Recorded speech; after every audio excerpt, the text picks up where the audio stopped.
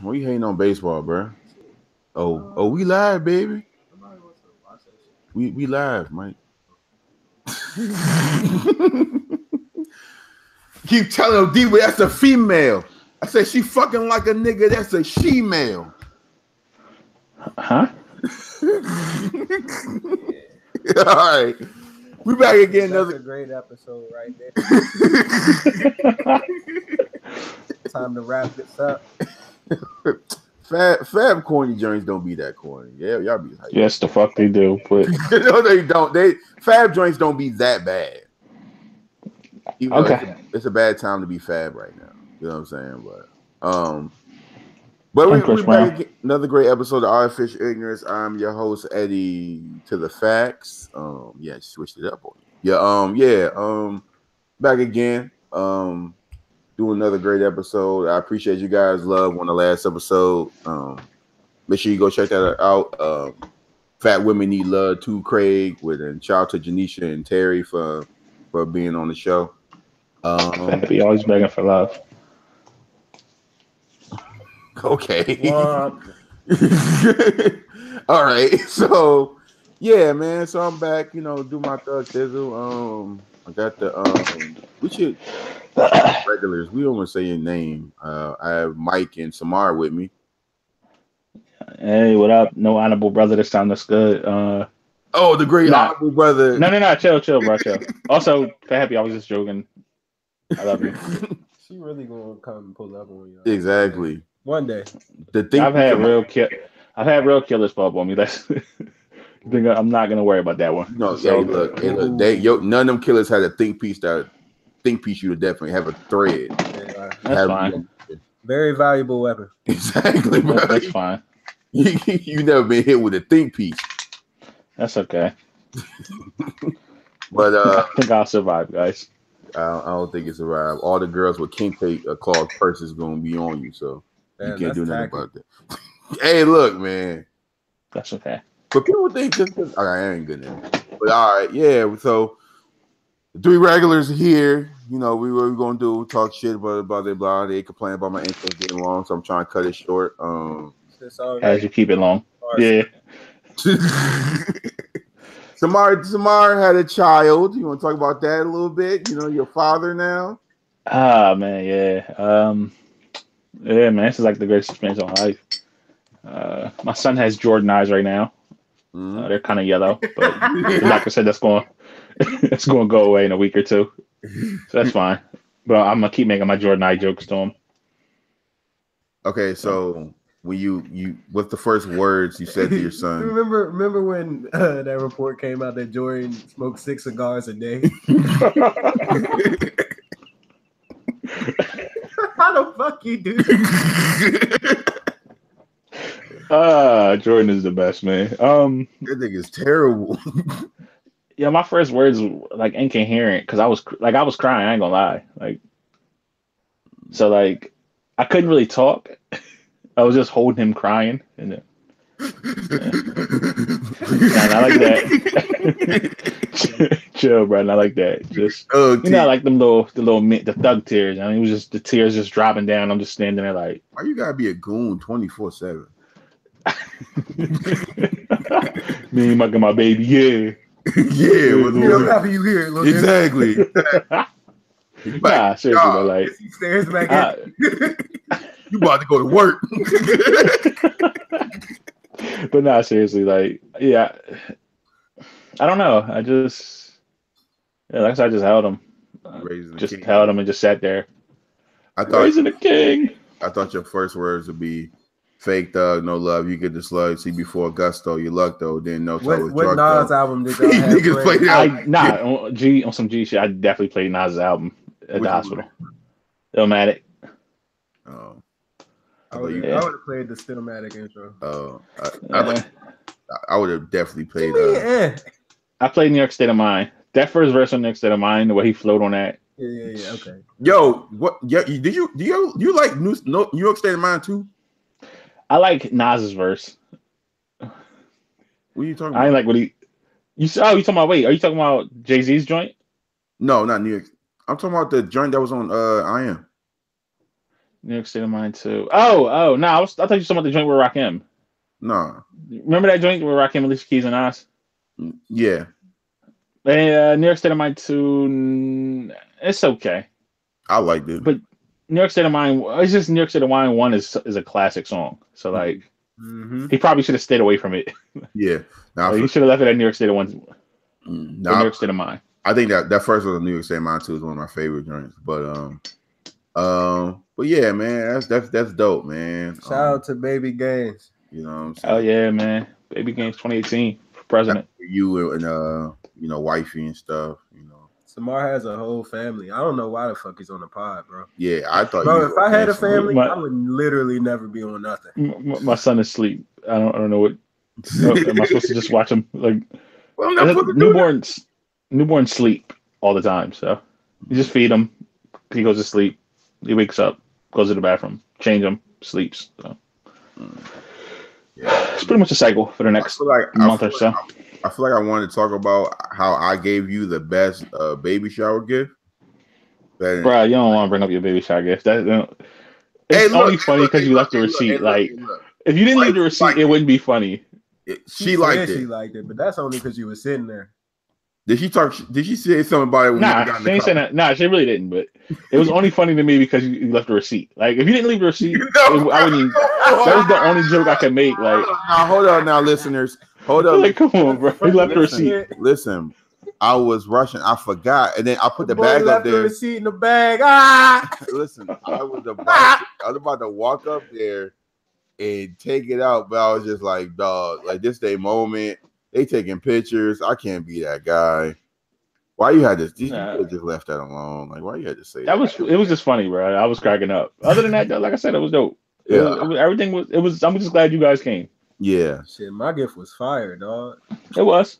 His mom helped him on that. He was about to get the same type of gift I was gonna get. You know, my mom, of course she helped me. Okay. Bro. I don't know what the fuck to do at baby shower. Clearly. You gotta pull a Wilson. They just gift card. That's fine. Yeah, Wilson just did the gift card. Him and his wife. That was dope. Dudes that never been to a baby shower be like, "Yeah, can I bring a bottle?" What? Nah, wild. I ain't gonna lie. I was kind of mad nobody had no liquor at the baby shower.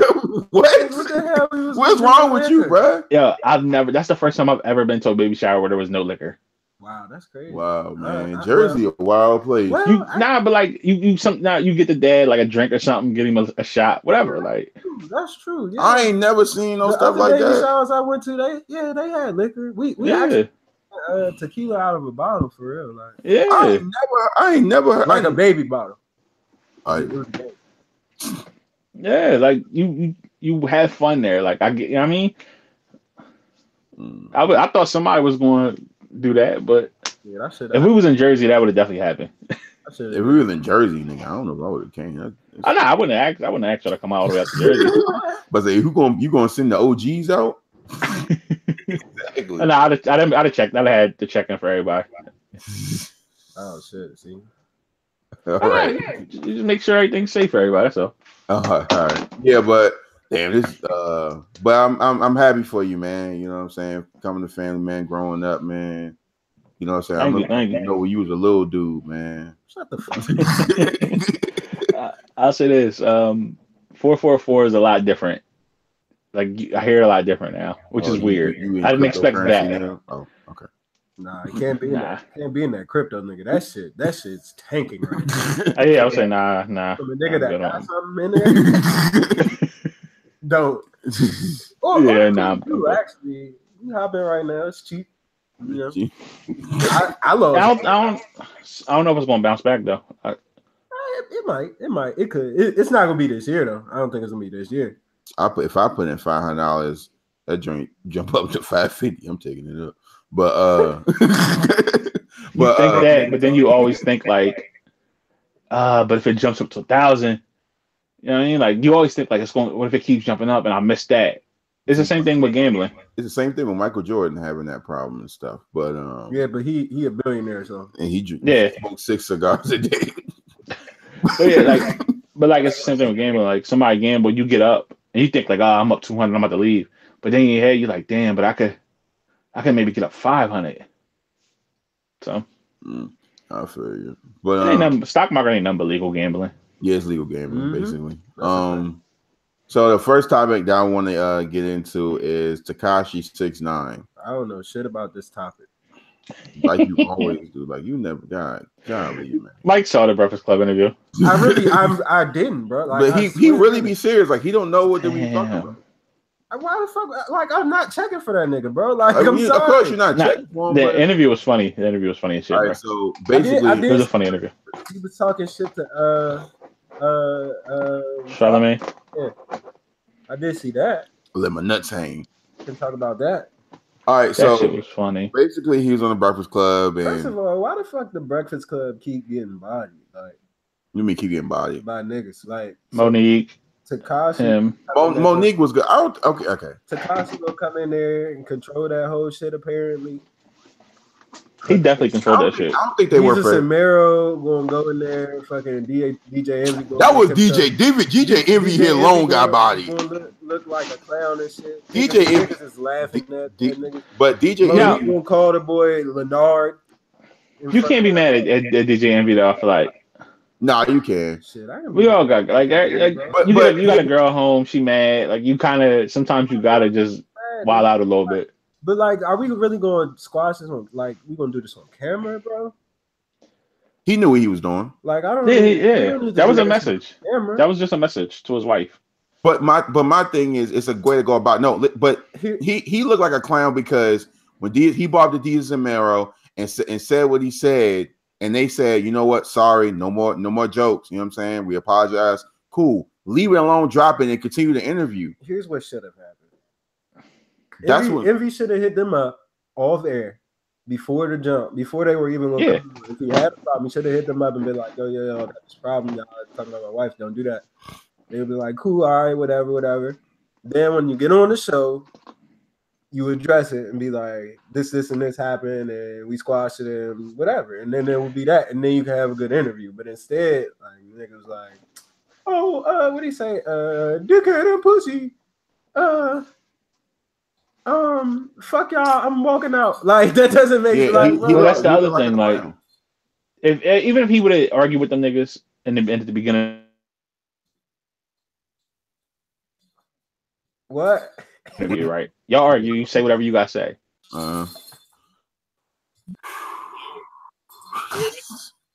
Yeah. Go ahead, say it again. You was gone for a second. You kind of went out, bro. Yo, can y'all hear me? Yeah. My bad. I got a phone call. Right.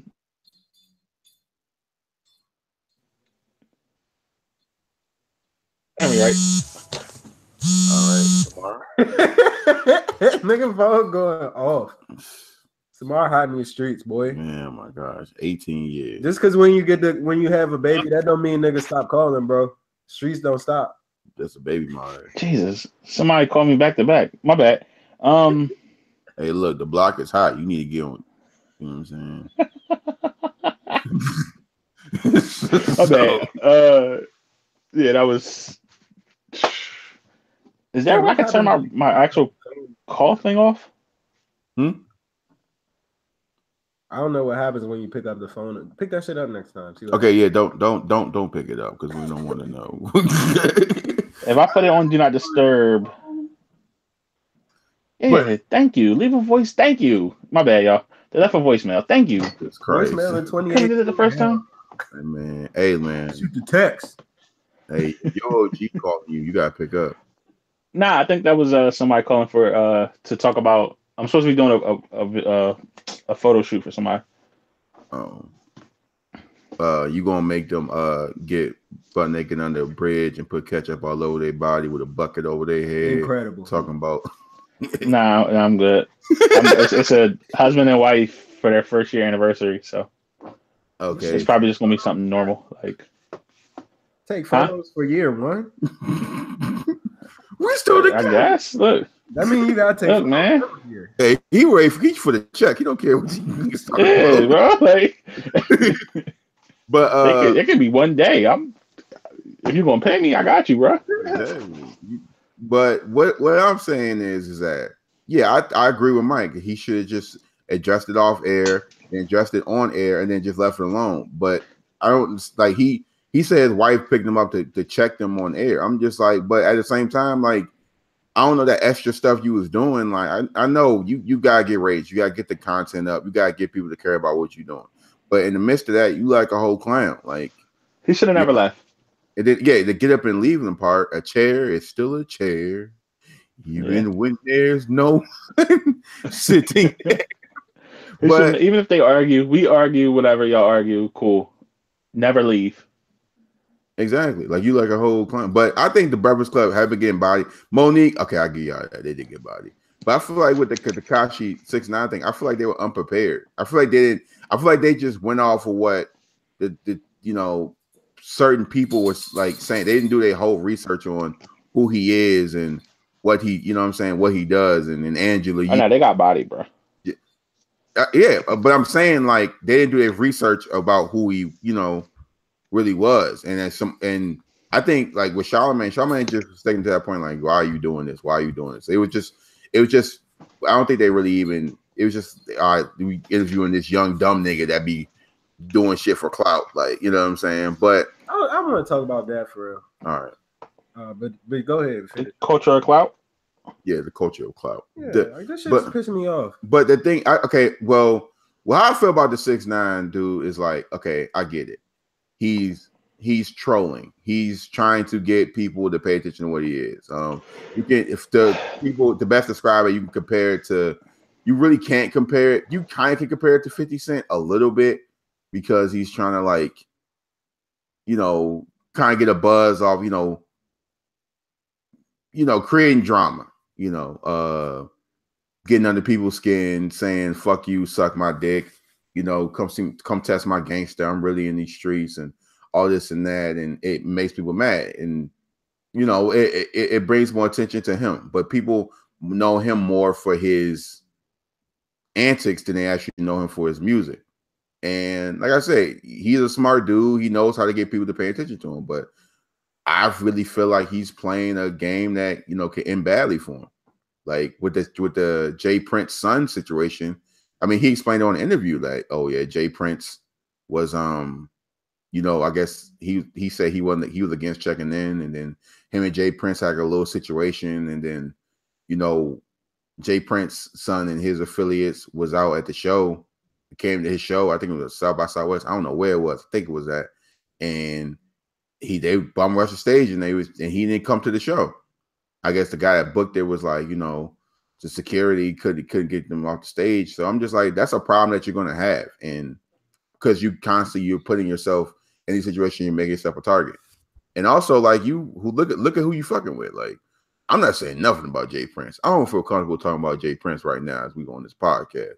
But like I said, making them, if you really about that shit and you really want these problems, because to everybody thinks, he says, I'm trolling, I'm getting under people's skin. It's not a game to some people. So, Samar, you guys something to say? Samar? Yeah, my bad. I'm still here. I muted it so you couldn't hear me in the background. Okay. Yeah, I'm with you. We had this conversation on Twitter where I was saying, like, I don't think he has OGs. Or at least I don't think he has people on his side that really care about his safety. Like, the people around him, the older people around him, the people that should be, seem like they're in it for the money, for that short-term money, and it's like, whatever risk this kid takes, he's just going to take the risk. We're not going to worry about it. Or maybe he has, like, real street people behind him that feel like we can handle any kind of confrontation that comes around. Problem with that is you're not in your cities. That kid is going to have to tour. At some point, he's going to have to go to Houston. At some point, he's going to have to go to LA. Unless he's not going to make, that's like two major markets. You don't want to not be able to make money in those two markets. You want to be able to get to those two markets, right? Yeah. Like, besides New York, those are probably New York, Atlanta, Miami, Houston, and LA are probably the 5 biggest markets in the world for music. So, like, you want to hit these places. You want to be able to feel comfortable in these places. And he starts stuff at home too with, like, certain comments saying he's the king of New York. He's beefing with a couple of the niggas from ASAP, from that ASAP gang. Yeah, Casanova, he's creating problems for himself that even like his safety is one thing. Like that's the most important thing. But even if it's not affecting his safety per se, it's affecting your money. Yeah, and that's where somebody, like I said, if he had an OG, like I said on Twitter, like if my little brother raps, right? If my little brother is acting like this, I would pull him to the side and say something to him. And if he continues, then I might have to put hands on him. But it's for his own safety. Yeah. And he don't have nobody like that. It seems like you putting the niggas around you in danger. You putting dudes that, okay, you on with that 6ix9ine nigga, all right, bet, and they're gonna handle you. Like I said, that's not his problem though. Like them dudes that's around him is getting paid. They serving a purpose, whatever. I know, but it's like if you got niggas in your crew and you care about niggas around you. Hey, niggas around you will stop dropping like flies because you know the shit that you say. They're gonna be like, all right, this shit like you roll with that nigga. Like, not necessarily. Not necessarily. Like because he's the money. Them dudes around him not gonna care that he's putting he may put himself in dangerous positions. He's the bank. They're gonna protect him no matter what. Like, yeah. No, that's how some of them dudes is eating. Okay, like I said, I feel you, but I don't think he has no, you know, like you said before, like I don't think he has no OGs. He has no dudes around him, and people they try to make the 50 Cent comparison.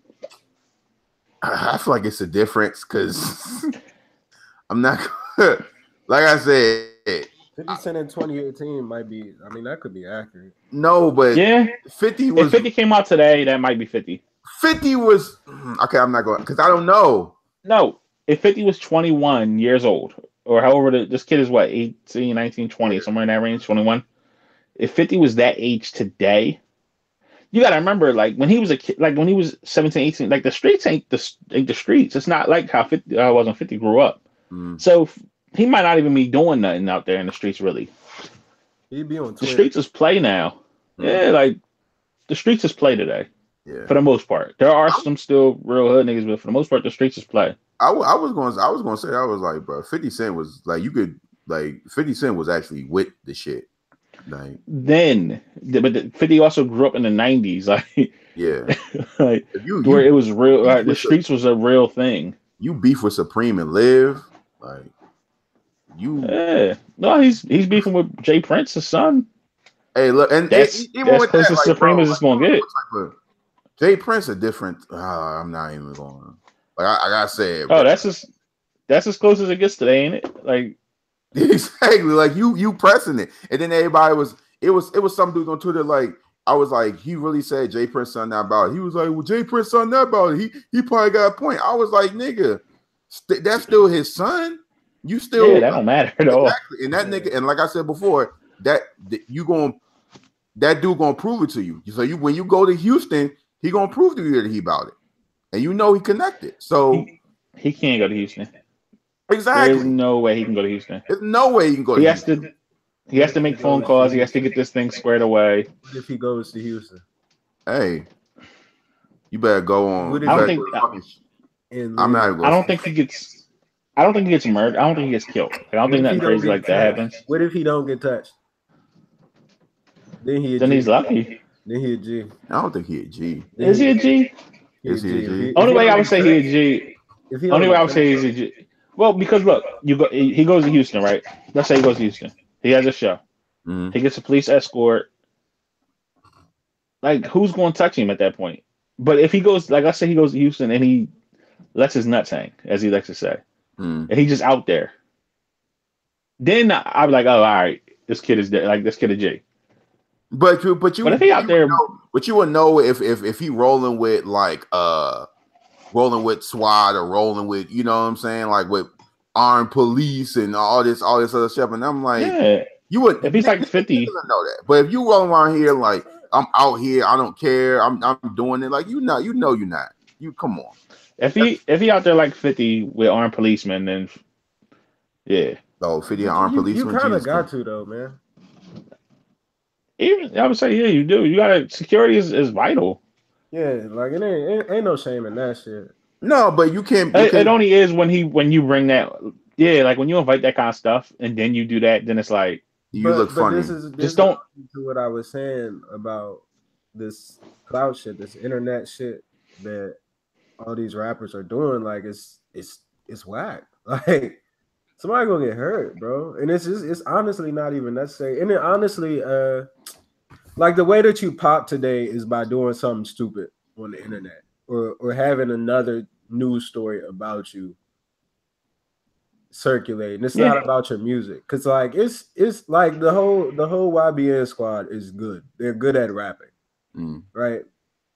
But they don't have no cases. They don't have fucking wild, colorful hair. They don't have other shit going on with them. So niggas not really checking for them. Like trying to check him for the nigga fucking creep. He might pop. He might pop off that though. Like for real. Like, but you gotta have something else going with you than just skill. Like you gotta you gotta dance. You got to dance for the people, man. But then it's gonna be a situation when these niggas start Bobby Shmurda, when these niggas start really getting hurt, and when these niggas start, you know what I mean by dance. God forbid, niggas lose their lives, niggas go to jail, and then it's just gonna be like, oh, and I blame. What happened with Tax? Exactly. And even with that situation, fucking Troy Ave, and I mean, that situation is the exact same though, because both of them dudes invited that energy. Like, like Tax invited that energy to himself all the time. Tax told niggas testing him all that. Troy Ave did the same thing. And eventually, either me or it's you. I see you know his bars because that's your man. Shut the fuck up! No, I know. You listen to that every day. That is your favorite rapper. That is not my favorite rapper. Fuck you. You be in your car about to go to work. Like, middle finger to the stands. Hell yeah, I'm a snitch. Older. He really made a whole song about it. That's so crazy, dog. Like, hell yeah, I'm proud to snitch. And then it was so funny because in the interview he was like, "Yo, this street mentality is killing us. Like, you can't turn to Sharif after you done got it." Yo, yeah, niggas always do that. I mean, what else you going to do? Yeah. Now that I think about it, man. You know, this whole street thing it's over. It's whack, y'all. Like, come on, bro. Your last album was about how street you are. And now you tell me the streets is over. Exactly. Yeah. And then after the trial's over, he going right back to different.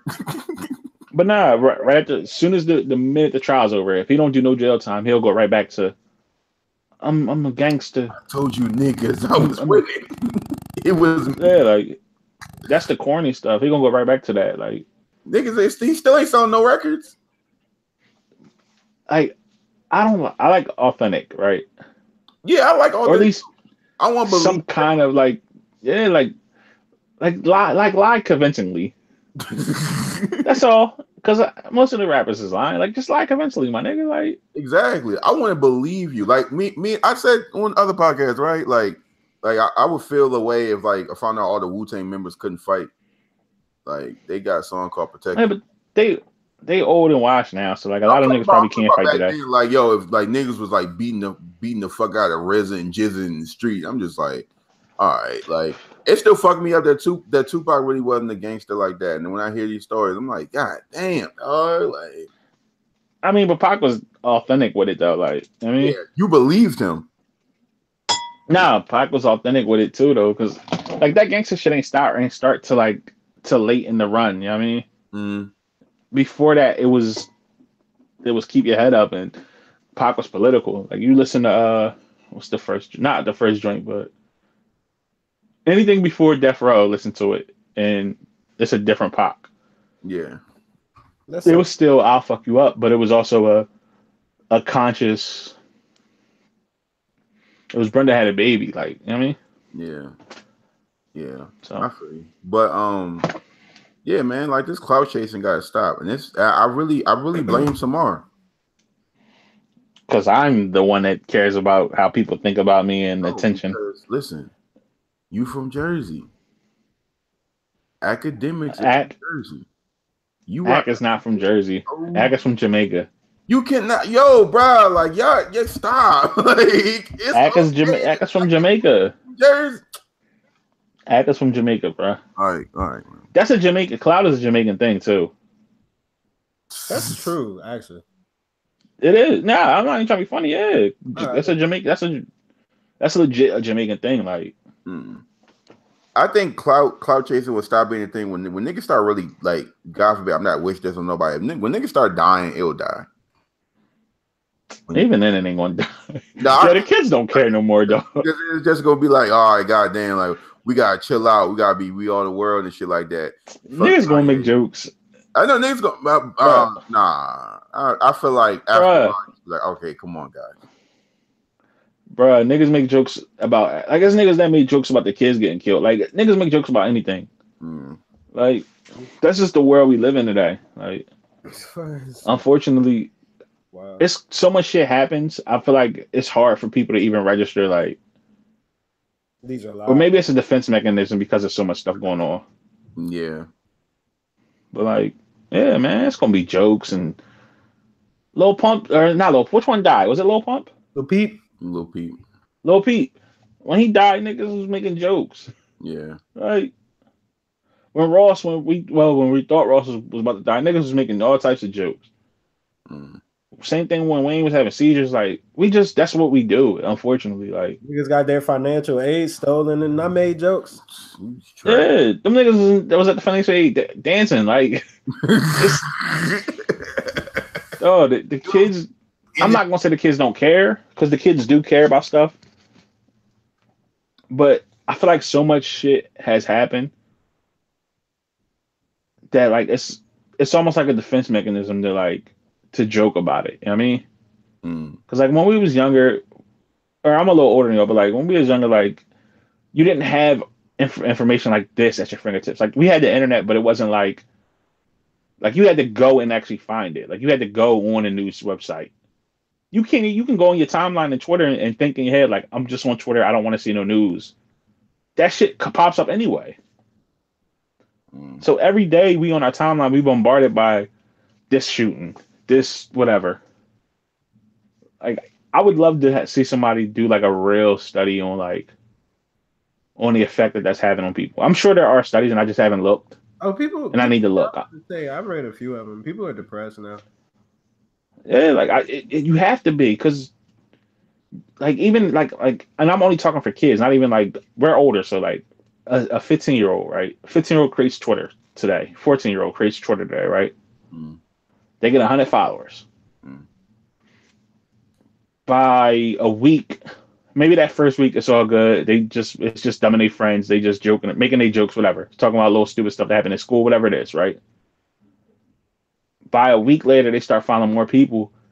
Dumb people was retweeting serious shit. So now shit that you didn't watch the news when you was a kid. So shit that you would never be exposed to, you're exposed to now. Yeah. So now you're being forced to grow up faster. You're being forced to understand death a lot faster than you should. You're being forced to do all that is traumatic as hell. Like I'm sure there's some real effects with kids today because of the fact that all that information is being thrown right in their face and there's no way they can hide from it. The only way to hide them is to not let them be on social media at all. And that's damn near impossible because kids don't want to go and be on Twitter and everything. Yeah, and then even then, if you're not on social media, they talking about it in school anyway because the other kids is on social media. So kids can't be kids today, and it's kind of fucked up. That's like the one downside to that's like the biggest downside to Twitter for me. Yeah, is that like you can't protect a kid from information. Yep. I don't know how. Like, I mean, thinking back, like that shit was never a problem on like MySpace. Yeah. Obviously, like everything is coming like way faster now. Even like you got the same issues that you got on Twitter, on Facebook, on Instagram, dude. Like, if you dig deep enough, you can find videos of people actually dying, getting killed. Yeah. Like, I've seen hella videos of dudes just getting shot up, bro. And that's just wild to me. Yeah, it's kind of. I've seen I've seen people get shot in the head. I've seen people get shot while running. I've seen a cop shoot a motherfucker on the ground. Like, yeah, it's crazy. It's crazy. And I'm grown. And I'm from somewhere where like I've seen that as I was younger too. Can you imagine being a kid that like a 14-year-old that has never experienced any kind of death ever in their life, and then they log on, they build a Twitter or they get a Twitter account, and now they see a dude getting shot by a cop. It's crazy, dude. That's oh yeah, and there's nothing you can do about it. Yeah, it's, people grow immune to it, so it starts to really affect them in a lot of ways. That's why I feel like I said, mental health, dog. Like they could really, fuck with you. That's why them kids be making them. That's why the kids make so many jokes about everything. That's why nothing is serious. Even like look at the March for Life protest, right? Mm. You see some of the signs. It's little memes. It's memes and shit. Like, right. Like these are serious issues that these kids are tackling. But the only way, they know how to tackle these serious issues is with joking. That's their only way. That's their form of communication. Yeah. That's how they communicate with each other, and it's crazy because a lot of communication now is digital. Like kids don't really know, like they don't know how to talk. They don't know how to express themselves. In verbal. Yeah. You go online and you do it. You make a sign of this meme, right? And it's just like damn, like. How seriously can you take something like that? But like it is serious though. It's a serious thing. Like the Howard thing for real. Like, you want to explain what happened? Yeah. So all right. So I can't even explain it without laughing, bro. Like okay. So was named Tyrone. So no. Well, okay. So from 2007 to 2016, there were allegedly 6 employees in the Howard Financial Aid Office who were laundering student loan money into their own accounts, and the story broke on Medium on Wednesday afternoon that this dude Tyrone Hankerson had actually gotten $429,000 from in financial aid money over from 2014 to 2017, and yeah, that's a lot of money. And so like people were online making jokes about it, whatever. A lot of people, and like this has really been a thing over the last few years where you have Howard students who haven't been able to get financial aid. Like there was legitimately like a financial aid crisis at Howard. Where people couldn't afford to take classes, people couldn't get room and board because there was not enough financial aid money going around. Come to find out, like there were employees who were siphoning this money into their own bank accounts and living off of it. Yeah, because they said it was like 1.5 million or something like that. Yeah, altogether. In total over that span, and I guess Hankerson is just the. He's like the face because he like. I guess maybe he was close or something. Yeah, 400,000. No, it was more. I think it was more so with him because he was real out there with it. Yeah, that was another thing. He had a range. He had a fur coat. Yeah, he was walking around class. Yeah, he was popping up to class with like mink coats on and all types of craziness. He had a rolly with a dapper ranch. On a boat, like posted on. He had a videography crew. Got another bag or something like that. No, I'm dead. Yeah, like, he really did that, and it was. Dog, he had a videography crew follow him. Dude, that's so insane. He was legit an Instagram influencer, bro. I'm not gonna lie. Yeah. That's some fly shit. Wait, he did was wrong, but like. That shit was like, and I got mad earlier too, and I made the mistake of getting mad because I felt like people should care. But then I remember, like, it took me a second to remember, like, oh yeah, this is how we deal with this kind of shit. We just make jokes about it. Because niggas was making jokes about it. And I'm like, they're like, yo, he's like the greatest scammer ever. And I'm like, y'all do realize, like, kids was getting kicked out of school because they couldn't afford to go to school because they wasn't getting financial aid because of him. And not just him, but because, you know what I mean? Yeah, I understand. I think people don't even think about that though. Like people, I think it was like I seen a couple people like making a bunch of jokes, and then as I read the story and I'm just like, this is actually really, really fucked up because I'm thinking about all the kids that couldn't, that had to drop out. You know what I'm saying? They put themselves in that bad. It was, you know what I'm saying? They couldn't get into school. They couldn't get room and board. I remember it was one story about a kid talking about, I forgot which state he came from. He was in, he's trying to get room and board. He was sleeping out on the bench. Boy from Florida. I think he was from Florida. He was from Florida. Yeah, it was Florida. Yeah. Was in it's a girl. 2016 or 2015 or something like that. It's a girl I follow, and me and her was talking because she got she couldn't afford school no more because her financial aid never came. Mm. And she was going to Howard, and I'm pretty sure that's what happened with her.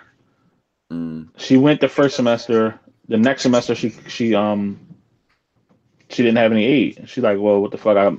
She was a straight A student, like one of the tops at the school, like, and she could not go back. That's devastating for like a young person to. I was thinking about that. Like that's devastating for a young person that you want to go to school, change their life, get educated and start their career, and you already dealing with the stress of the world of, you getting your degree and you not be able to get a job and things like that. And it's just like you're doing the right thing, and then it's just something like that happens to you. I'm sorry, like if I was to catch son. Honestly, if I really actually saw him, I'll probably he'd be. Oh, you'll never see him. You'll never see him. No, I'm saying I'm not with him now, but it's like if I was to see him, and I just feel like in general with the scam and shit, we gotta stop championing that. Like that shit is fucked up. Like, dog. I don't think. Why us? Really, why exactly? Steal from white folks. Steal from white people, schools? Scammers. Nah, don't steal from nobody. But why our schools? Yeah, I feel that. Like, why the fuck Howard? Like, why Howard? Yeah, dude. Why not Harvard? What's a white school around here? And I'm not saying like why not American? I don't want it to happen anywhere. That's fucked up, no matter where it is. Because kids is trying to go to school, they trying to better themselves, like you said. Like why our schools? And this was probably going on everywhere. But like, why our schools that is so prevalent in it and these motherfuckers get caught? I don't know. Rob the schools that Howard isn't rallies and shit. Howard is in trouble. Yeah, I'm honestly wondering how are they gonna bounce back from this? This is a big deal, yeah. The remedy is for this. Like, what is their what are they going to give these kids? One. And two, are they going to lose their accreditation? Like, because that legitimately might be on the table. Oh, I don't think it's a might at this point, bro. I feel like that's a conversation that they're having right now. Yeah, and that's crazy because that is one of it's a top 3 HBCU in terms of prominence, bro. And that sucks, dude. That really sucks because people on the timeline debate about HBCUs and PWIs all the time, and like I don't really give a fuck about that debate. Mm. But just go to school. Yeah, just go to school. Just go to school and do what you do. But like Howard was another like that's a space for Black people to go and build and create with other Black people. And if a school like that loses its credibility, like that's a hit to our community, no matter how you want to cut it. Oh yeah. Yeah. I mean, all the kids going through that, man. I feel so bad for them, man. Like it's but I mean, like some of them kids, like, oh. But like, it's a hit to just Black schools in general. Like, not even just Howard. Like every school feels some kind of ramification from this because it's like, every HBCU is feeling something from this. Exactly, and you tell a young kid seeing that, like, I'm not about to go to HBCU. Man, young kids don't even know about HBCUs, man. Like, and if you're a young kid and you hear about this story, this is the first story that you're going to hear about Howard. That is, and it's like, dude, like, what the fuck? Like, what were you thinking? Like, you clearly were only thinking about yourself and only thinking about what your benefit would be from this. Clout, bro. We just talked. It all fits. It all runs together. It's clout. This nigga did all the shit to be. And I really feel like he probably took all that money and didn't even really do nothing with it. He probably just bought a bunch of shit. And the bad thing is, like, he's not a face of the shit, but this shit was going on before he even got there. Yeah. 2007, so like, bro, 2007. Somebody hipped him to the game when he got hired. And you know what I mean? And he just went off with it. 6 people in that. Everybody that do that shit need their ass beat, bro. Everybody that do that shit need to go to jail. I know. In the ass whipping too. Like I just heard, like niggas deserve to get their ass beat too. Like you catch them niggas. That's a jail charge. Like you should definitely go thrown under the jail. Hopefully everybody just serves time and Scamming. Like I'm one of these people that don't wish death or jail on nobody, but like, nah. Scamming ain't cool. Scamming ain't cool all around. Use a bitch if you be scamming people. Scam white folks. It's a joke. It's all jokes on Twitter. I don't understand that. Then when niggas will tweet Joanne the scammer and all this other shit, but then as soon as they account balance at 0 and they done bought fucking all that shit from fucking ASOS and you gotta dispute the charges and rent due, like fuck scammers. Like, man, get the fuck out of here. Yeah, bro, because at this point it's just a number unless you experienced it. Yeah, it's a number to you. I know people that lost their life savings behind that. You said what? So I know people that, like, older people in my family that lost their life savings. Like that shit is real, bro. Like that scamming shit is not funny. Like it's not funny to me. Like it's not cool. You know what I'm saying? Like I feel bad for laughing at some of the jokes. I'm just like, dog. If I was a kid and I was going through that, fuck that. So scamming ain't cool, man. I couldn't even imagine it. Cool, scam ass friends. If you scam me, I'm gonna beat your ass. But God is good. You scam me, I'm hitting the block. Fuck it. Nah, I'm joking. What type of shit does it turn into?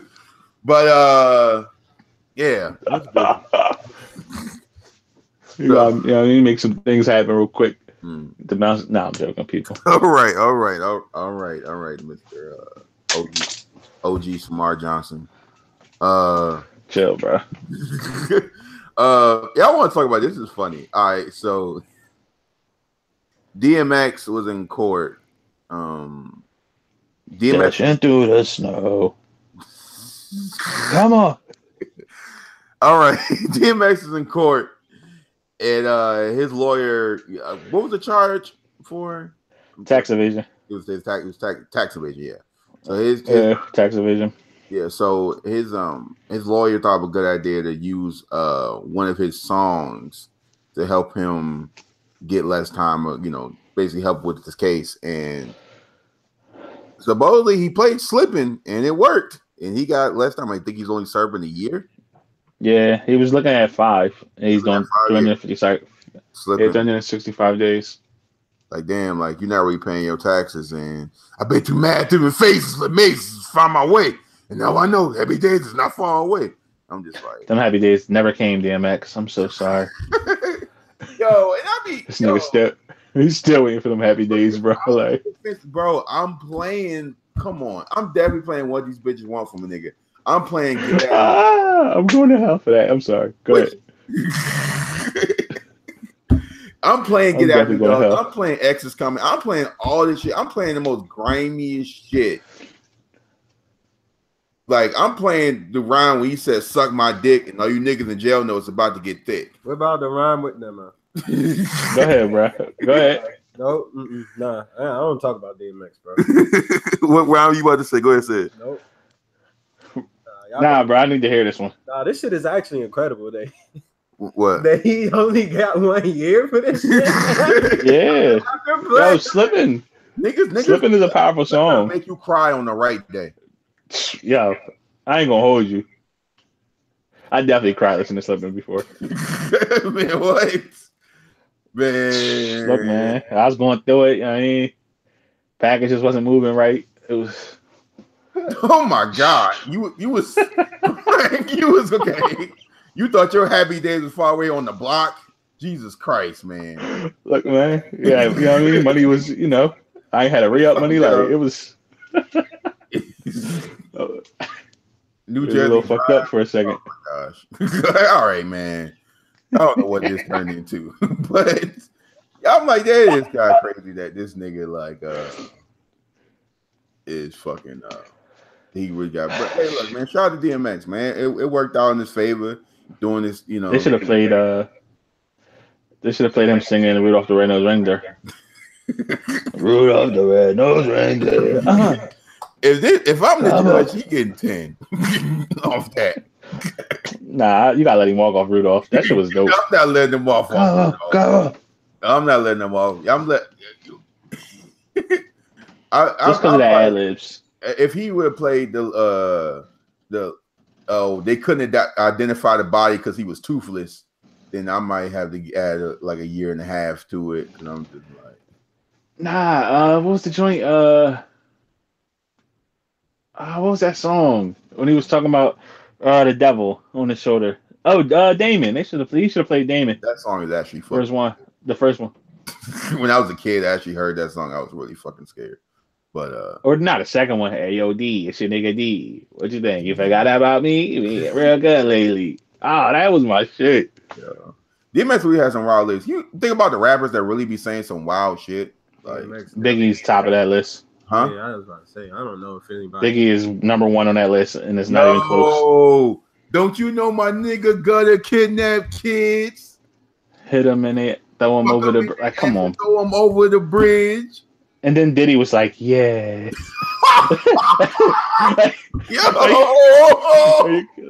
like you got this soft ass Diddy ad lib after that bar, like, yeah. What the fuck? I don't know. There's something wrong with that.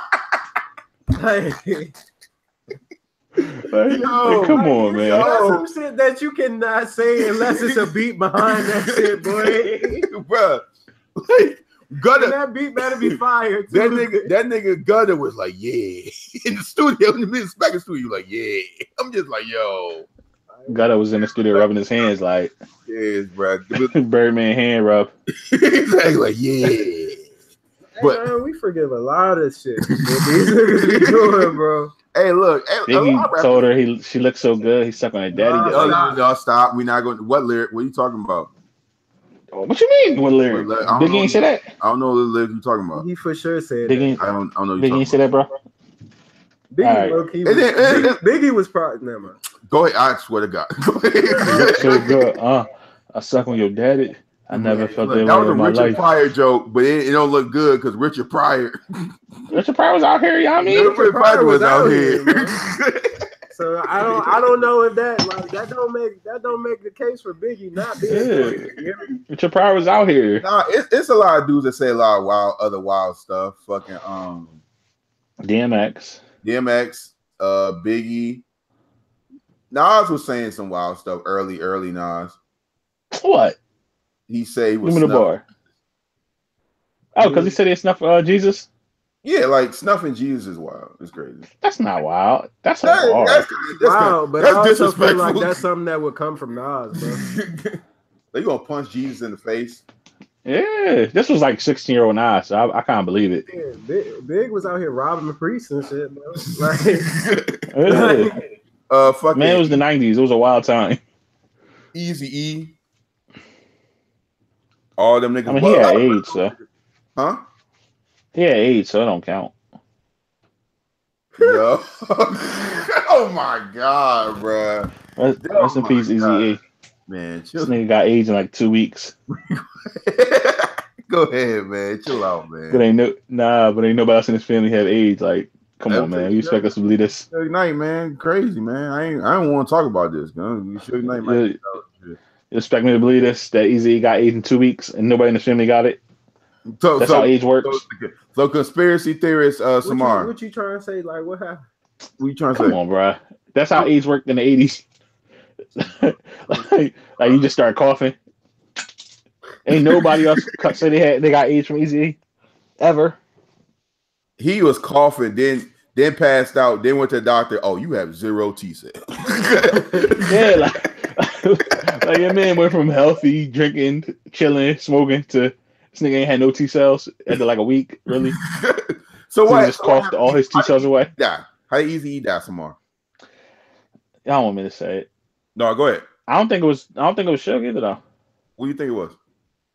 I think it was not the Italian, the Jewish Mafia. or the Jewish Special Service, whatever they call it. I don't know what they really call it. Why? Jerry Heller. That's wild. After Easy fired him. So you think it was? So you think they like injected him with something? Yeah. Easy couldn't find. So Jerry, why Jerry couldn't find another client? But I'm like, why would you kill Eazy-E when Eazy-E was Easy? Because Easy knew something. Easy knew something that Jerry. You know what I mean? I don't know what, but I feel like it's always something like that, like where he knew something. Where Jerry, they said Jerry owed him millions. So you owe me, I owe you millions. I kill you, then what? Like now I don't owe you. No, I feel that, but I'm saying like when people say it was like, oh yeah, but what I'm thinking about is like Easy wasn't hot. Like Easy wasn't. That don't mean nothing. I still owe you money. No, I was thinking about like a sense of I was thinking about it wrong. I was thinking about like, yeah, oh, like, you fire me. Oh, you fire me from the timeline. Yeah, well, from what the timeline, Easy found out that Jerry was stealing millions from him. He was going to take Jerry to court, sue Jerry for the millions, and Jerry had the motherfuckers killing him. He got like Suge said it. I forgot what interview it was, but he was talking about how like Jerry has ties to Israel, like to some high end Israel mob kind of thing. And yeah. So if that was the case, thinking about it now, if that was the case, why did they do nothing to Suge? By now it's too late. Like it don't even matter now. No, I'm saying, but what I'm thinking about is like, why did they didn't do nothing to Suge? Because when Drake, yeah, because that was just some, because that was some N-word street beef. Like, why would I care? At that point, I already made my millions off Easy. I don't record that like the same way record execs think today is the same way they should think back then. Like, once I make my money off you, I don't care what happens to you. Nah, I understand. Because I'm gonna squeeze you for everything I can squeeze you for, and then whatever happens to you after that is on you. All right. So, but if I owe you money and you coming after the money I owe you, and it was probably upwards to NWA it's probably 10, 20, 30 minutes, somewhere in that range. And I don't want to pay that.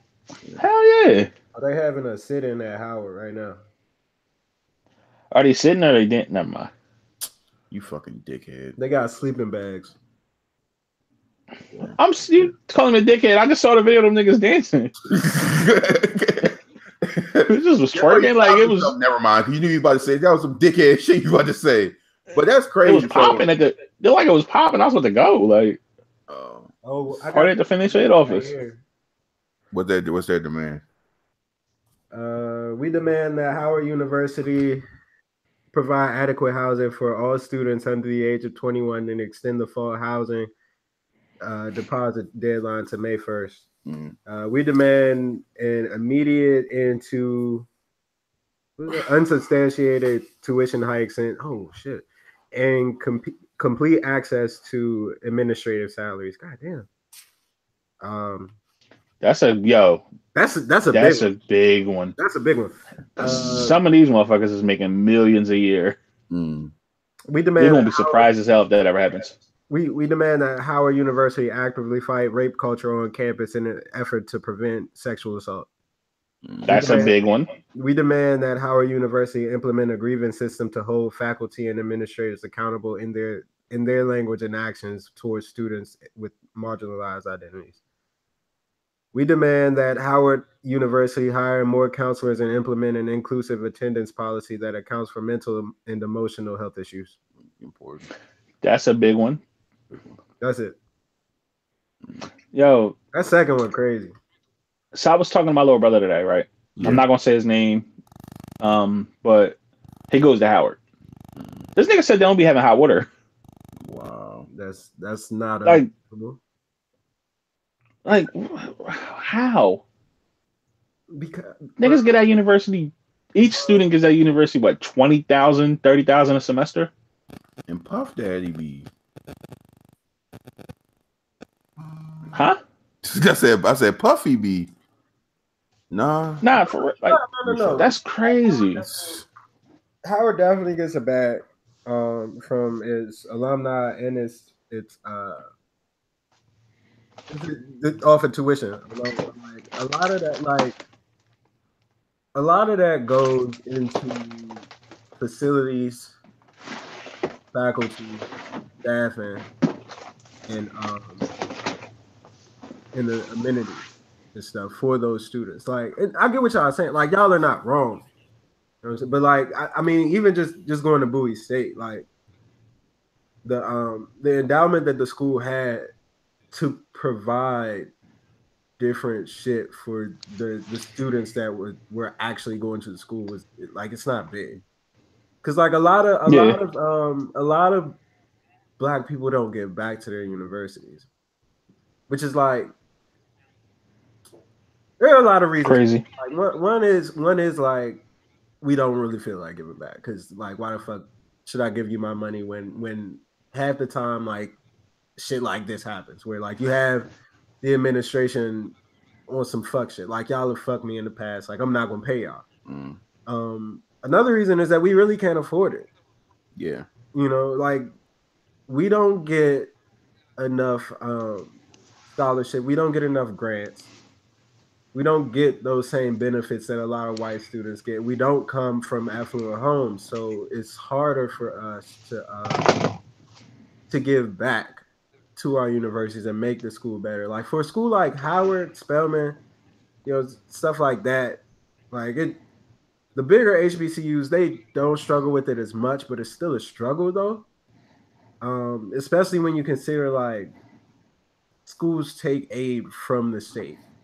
Right. And like for example, like you have like in Maryland, like you have the university system of Maryland, where the state gives a different amount of money back to each school, right? And so the University of Maryland gets most of that money, right? And then it'll trickle down to like UMBC and Stevenson and like Bowie State.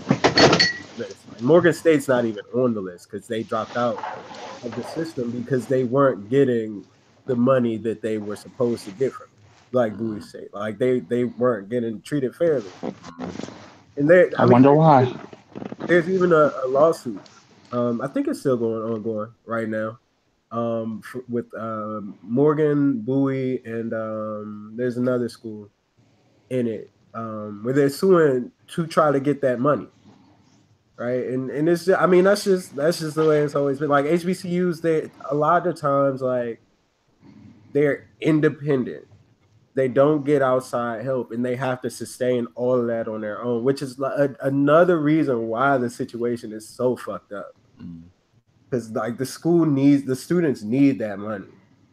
You know what I mean? And that money goes back to the school. It went to the dude, and he was spending it directly out of pocket. Yeah. Fuck them niggas, man. That's crazy.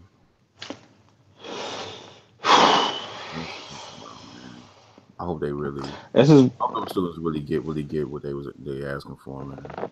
That's ridiculous. They probably won't, unfortunately. Well, I mean, they gotta get something. Yeah, something got to give, my nigga. God damn. Seeing how this stuff works.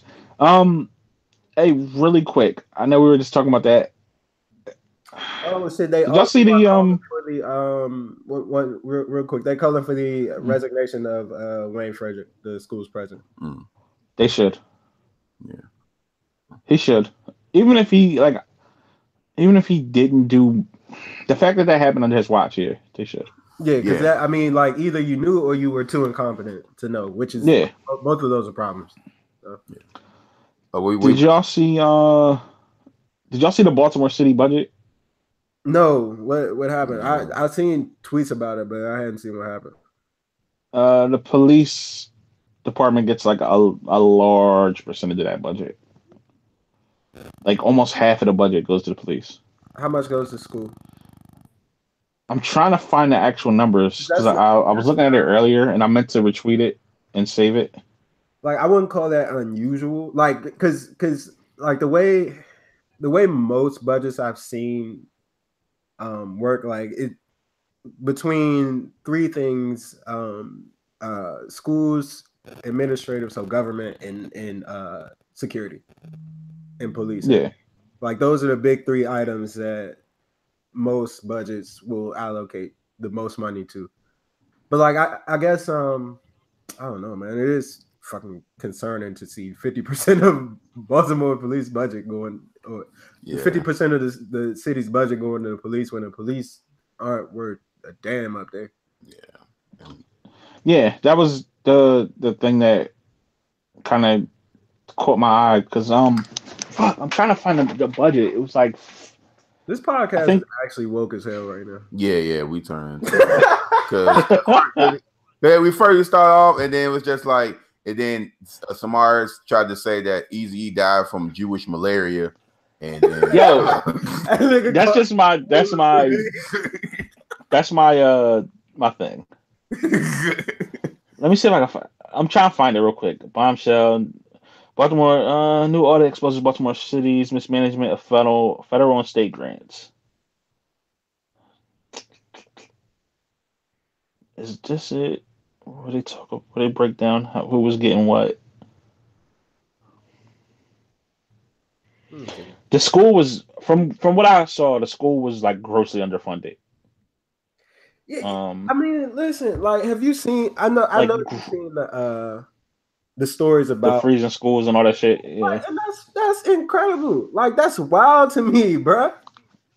Like, y'all got kids up in here having to wear coats with heaters in the building. Yeah. I'm not sure. Here we go. These aren't the actual numbers, but this is just from 2000 to 2007. Baltimore's police budget increased by 33%. Right? Mm-hmm. The money for the police. Money for schools increased 3.6%.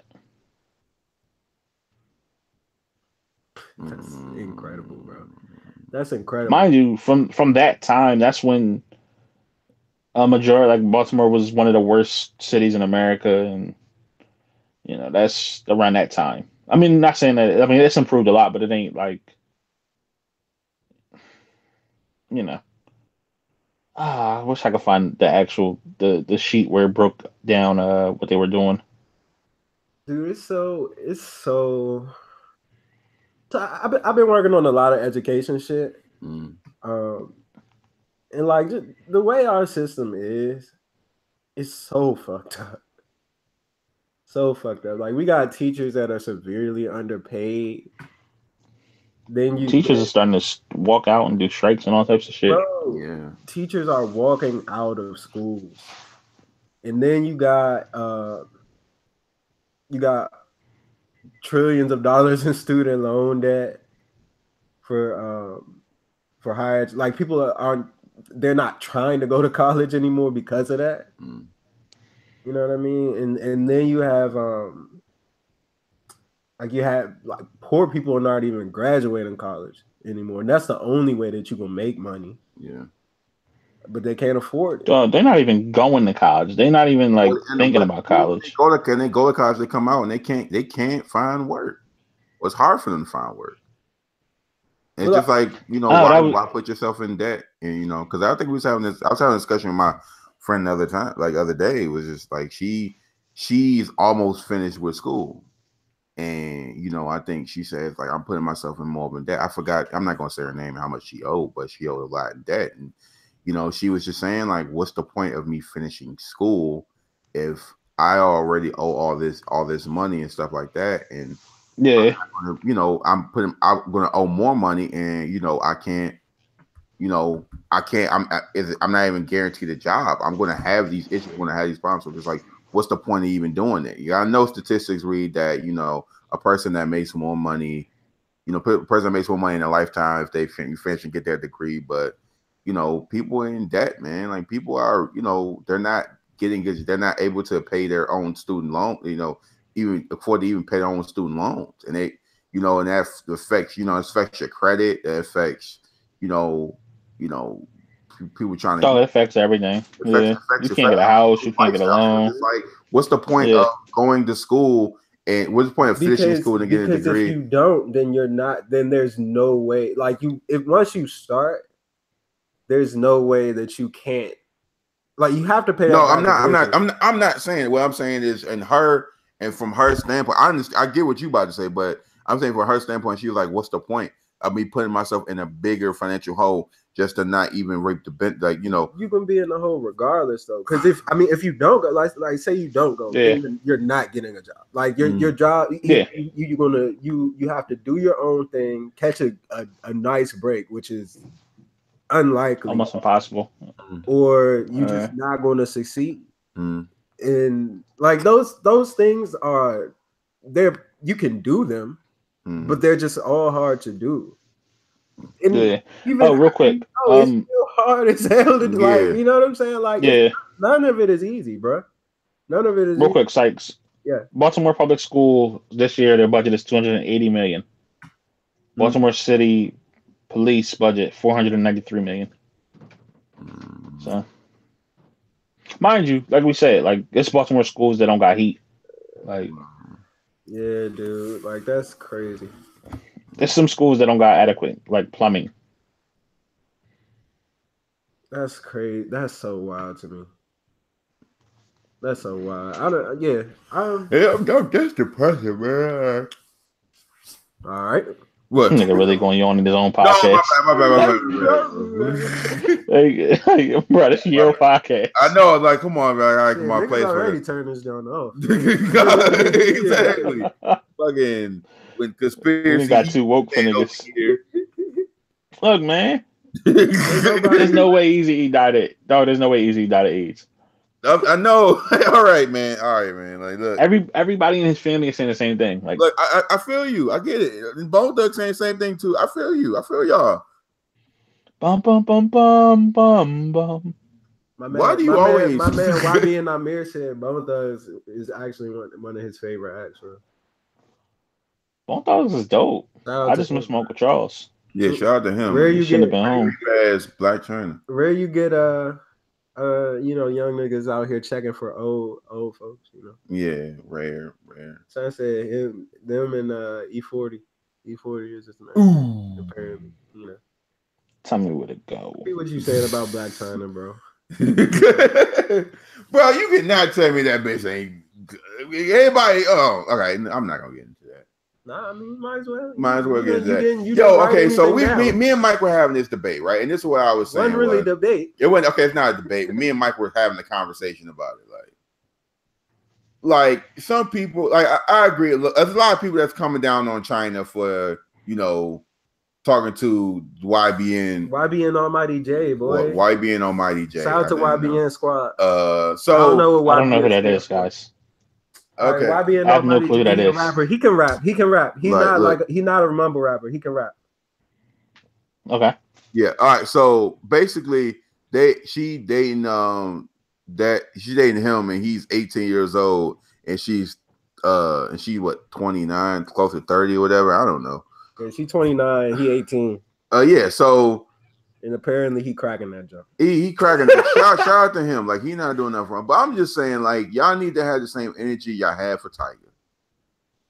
Y'all need to. Y'all just need to. Y'all need to have the same energy Tiger y'all have for Tiger. Kylie when she was 16, bro. It was. I think it was 17. I think they started dating at 17. But my thing is, if some people, but you allegedly dating also. Okay, all right. But all of this is alleged. We don't know. Dated Kylie Jenner until she turned 18. No, but he have a song. He was like, "Oh, she grown now." Whoa. But listen, this is what I'm saying. And you said, "Oh yeah, well he's legal. YBN's illegal." I'm just like, YBN is okay, but that's a 1 year defense. Like that's 1 year. Like, I don't understand that. Like, so you would look at somebody creepy if you look at somebody as a creep if they date somebody that was 17 years old, but as somebody who dates an 18-year-old, that's perfectly fine. It's 1 year. Listen, bro. Sometimes you like the older cheeks. I'm not saying why being wrong. I'm saying China, you gotta have the same energy for China. Sometimes you gotta be a cougar, bro. You know what I'm saying? Sometimes you gotta buy your young boy. Dog, I don't know who none of these people are. Okay, all right. I know who Black China is. You know, we just explain the scenario. Who Black China is, boy. I know you know who Black China is. Should I'm gonna say it, somebody listening? Should niggas have the same energy that niggas had for Tyga dating Kylie when she was 17? That Black China dating the YBN nigga, he's 18. YBN Almighty J. I'm not saying this whole name.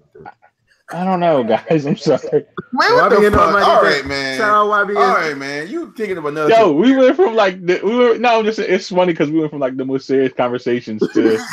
Boy, this podcast was too woke. We had to turn it down. We had to turn it back down, bro. We had to turn it down. I was gonna say something else. I was like, you gonna call another conspiracy about it? And I'm just like, all right, go some more. I don't even think they're gonna make it this far to the pod, bro. Yo, shout out to you if you still listening, bro. Everybody's still listening. I'm interested, dog. Like, don't do that.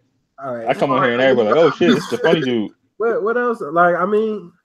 All right, we ain't talking about Stephon Clark though. If we gonna have a woke podcast, no, like okay, we going woke. We going funny woke. Okay, we're gonna have a woke podcast. Most of the jump been woke. Ain't none of it been funny, except the time where we've been cracking jokes. Yeah, I mean you can crack jokes. You know what I'm saying? So I can't laugh about that one though. Yeah, it ain't nothing funny about that. Yeah. All right, so Stephon Clark. Boy from Sacramento, was 22, apparently had 2 children, was shot by Sacramento police while they were searching for a suspect who was allegedly breaking car windows in the Sacramento neighborhood. Clark was in his grandmother's backyard when police ran into the backyard in pursuit of the suspect. And there's a video of this. They ran up on him, asked for him to show his hands. They asked someone to show their hands, and then that person ran. And then they found another person who was Clark, in the backyard, standing there, and asked him to show his hands one more time. He put his hands up, and one of the officers yelled, gun. And as soon as he yelled gun, they fired 20 rounds at the boy. And he died. And it turned out that he didn't have a crowbar on him. That was the alleged weapon that the person was breaking into cars with. He didn't have a crowbar. He didn't have a gun, as they also alleged. He only had a cell phone. And dog, go ahead. Who the fuck shoots somebody 20 times with a crow? Like, dude, with a crowbar? What kind of punk ass? Like, even if he had the fucking crowbar, why are you shooting him? There's so much. There's so 20 much, rounds. So much. There's so much to this, dude. But why are you shooting him? Even if they shot him once. Like, why the fuck are you shooting? Let me just finish. I know. Go ahead, bro. Yeah. All right, so in that time since there have been multiple protests in Sacramento. One on the Thursday after that, he was killed on March 18th. The 22nd, protesters blocked Kings fans from getting into a Kings game through their protests. They also blocked the I-5 highway in Sacramento, which goes to the Kings game. And then yesterday, 2 days ago, I think, unless the Kings are on them back-to-back, they blocked Kings fans from getting into another game. It was actually last night. And yeah, the family has also hired Benjamin Crump, who is the go-to civil rights attorney these days. And his funeral was today. So that's pretty much it. And all of this happened literally the same week that it was announced that there would be no charges against the police officers in the Alton Sterling case in Baton Rouge. Which is another That's another bullshit. It's another fucking just kick in the face. But what were you saying? Some more about I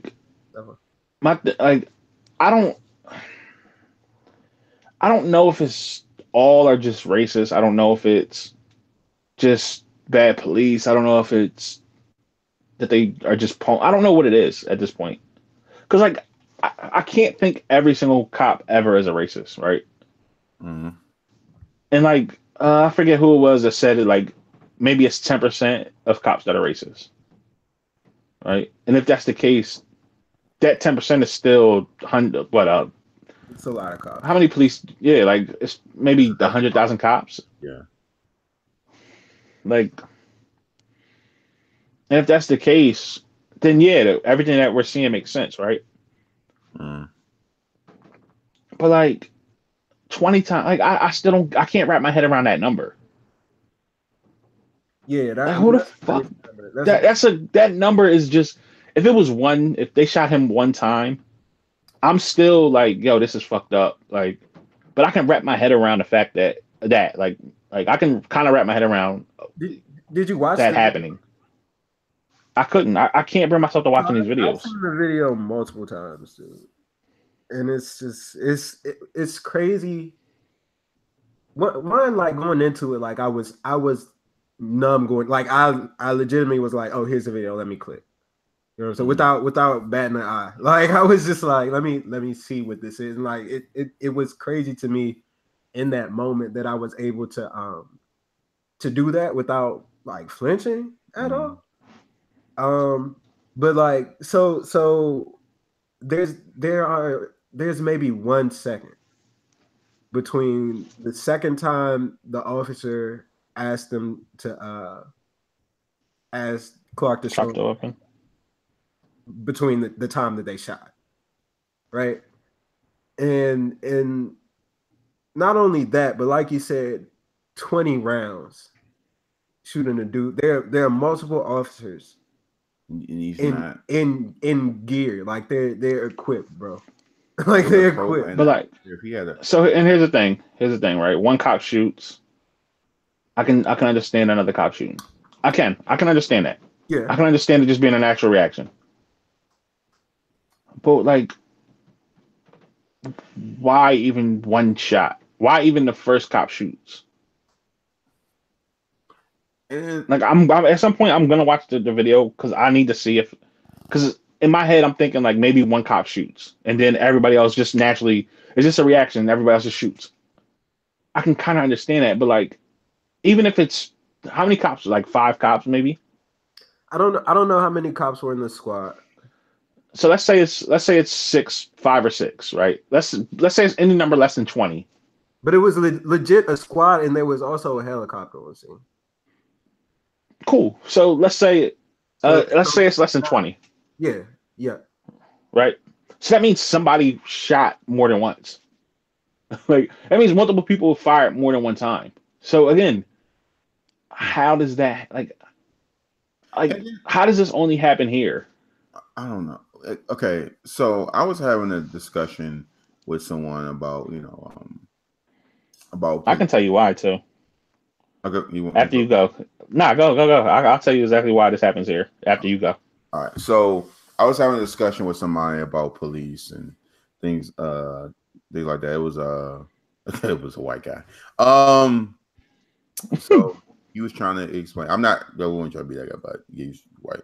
But we was having a discussion and he was just like, well, he feels that some of these cases, basic cases like this where you just sitting like, what the fuck? Why would you shoot somebody that many times? Why would you pull your gun? And why are you doing this? Basically. And he was like, hey, he tried to explain to me like, sometimes cops pull their guns and do these things because they're in fear of their lives in a lot of situations because you don't know what they're going to do. And they have to think on the, one split second, like, okay, this person could kill me, this person can harm me. So I have to, I have to be quick on basically like someone's trying to harm me, someone's trying to pull out a gun, somebody's going to shoot me. I have to be quick about that. I have to think in reaction time. But in these situations, I'm just like, it's always a situation where it's just like that person isn't doing anything. They have their hands up, or so what they like you said earlier, like having a crowbar in their hand. Like what, you have a gun and you have a armed weapon, multiple cops have multiple weapons around me. I have a crowbar. Like, why are you shooting? In what way are you in danger of your life? And what way can I affect your life? And you knowingly have a gun. I didn't charge at you. I didn't do anything to you. I have my hands up, and you say you seen a crowbar. How can I hurt? And in what way does a cop feel in danger of his life? Nah, that's unfair to cops, I think. No, I'm not saying. I'm just saying, but a lot of these situations to where it's like where these people aren't doing, they are following the rules and getting shot, or they're not perpetuating like a possible threat to the cops, and they're still getting shot. That's why I'm confused about, like, if you tell me like, okay, if a guy's like, hey, freeze, and the guy like automatically reaches in this, like, okay, in a way, in my mind, I could think that, hey, you know what, a cop had to react because in that split second, he could, the guy could pull out a gun and shot him. You know what I'm saying? So right, here's what? Sorry. No, go ahead. No, go ahead. That's what I'm saying. So it's just like when these situations, okay, when you're not posing a threat and you're having your hands up and you're following do what the cop says, you're doing what the cop says, and you're still getting shot 50 times. That doesn't make sense to me, and that argument just isn't valid to me. But go ahead. Now go ahead. So here's why this happens, right? And here's why we're probably the only country this really happens in. Right? All of the shit. Mass shootings, all this shit. Well, the police thing is, I mean, we talked about this during Ferguson. I think me and you, Sykes, actually spoke about this. Just the militarization of the police force, right? Mm-hmm. Where, like, not him. I forgot his name that fast. Clark. Stephen Clark. Yeah. Not him, but whoever was stealing from the cars, right? This motherfucker was stealing from cars. Why do you have a helicopter? Right.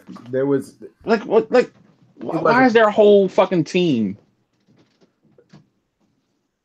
Like, just the fact that we have the kind of budget where a motherfucker stealing from cars calls for a fucking helicopter and a fucking team of police to handle something that one cop could just take care of. Like what? Like, that's not crazy to nobody. Like, yeah, it's ridiculous. Ferguson happens. We have the protests. Why do police have military vehicles? Why are the police in military gear? Why are the police shooting military grade tear gas? This is my hot take about Ferguson. I feel like what they were doing to the protesters. This might not even be a hot take. What they were doing to the protesters was way worse than Mike Brown. Right? Because, like, I feel like the Mike Brown situation, like, as an isolated situation, like, I legitimately, there was reason for me to believe that something could have happened to make this cop feel somewhat threatened, not to the point where he should have killed the boy, but to the point where, like, maybe he didn't want to get beat or something like that. Something happened, and, like, I feel like there were like, I don't feel like Brown was an aggressor, but I also feel like maybe he was confrontational in some way. Still didn't need to lose his life, but for them to call the National Guard on these protesters, hit them with tear gas, shoot them with rubber bullets, like, that's insane, bro. That was martial law. Yo, that was crazy. That was a human rights violation. That was 100. What happened in Ferguson is 100% a human rights violation. 100%. That's history books, bro. Like, yeah, but that's the thing. Like these motherfuckers they're so, like, we have this. We give police just same thing, same shit that we do to our military. That's why it all trickles down. So we give our military too much money. Now our military, they just got a raise too. Yeah, now our military is out here just buying shit. They're just building shit. What do we need? Aircraft carriers, like certain shit we just don't need anymore, right? But we still have to do it because we have the money to do it, right? Mm-hmm. Same thing with our police forces. So now, why do cops need military grade vehicles in American cities? You don't, but we have the budget, so we got to use it, right? We see it like we just spoke about it in Baltimore. Baltimore they just give the cops in Baltimore a raise, not the cops, but the police force got a raise, right? Mm-hmm. So now Baltimore, they're getting more and more shit. They have to use that. So now instead of it being something that one cop can handle, we got 7 cops here. We got a helicopter here. We got a fucking police van here. Like, let's use this shit. Like, dude, it was so crazy. Like, so during the time in Ferguson, I did a story at the small paper I was working for on military grade weapons in the police force, and so like I looked into the 1033 program in Prince George's County, which is like it's a large population, but it's a small county in Maryland in terms of scale that it takes up. And like, dude, like they had 2 fucking tanks. They had a Humvee. They had like 4 Humvees. AKs, why, cars, bro? Like, and I'm like, this is in PG County, bro. Like, yeah, like why? Why is that? Why? Yeah. Where do y'all use it? But that's they bid on that from the military. So like, yeah, it's crazy. It's all wild. That's the problem though. Like, that's not the only problem, of course. I'm not saying that this is the only reason why this stuff happens, but I'm saying that is a big reason why you'll see stuff like that happening because of the over militarization of our local police. Like, some of these cities are cities. You just said, PG County is not a fucking the most dangerous county in the country. Like, it's nice. Like, why do you need all that shit? I mean, I'm sure there's areas in PG County that but even then, you still don't need it. You still don't need it though. Like back home, like we I'm from a small city. Like, my small city has shit that I'm like, these niggas is riding around and fucking mind you, my town is probably 20 blocks, maybe 30 blocks.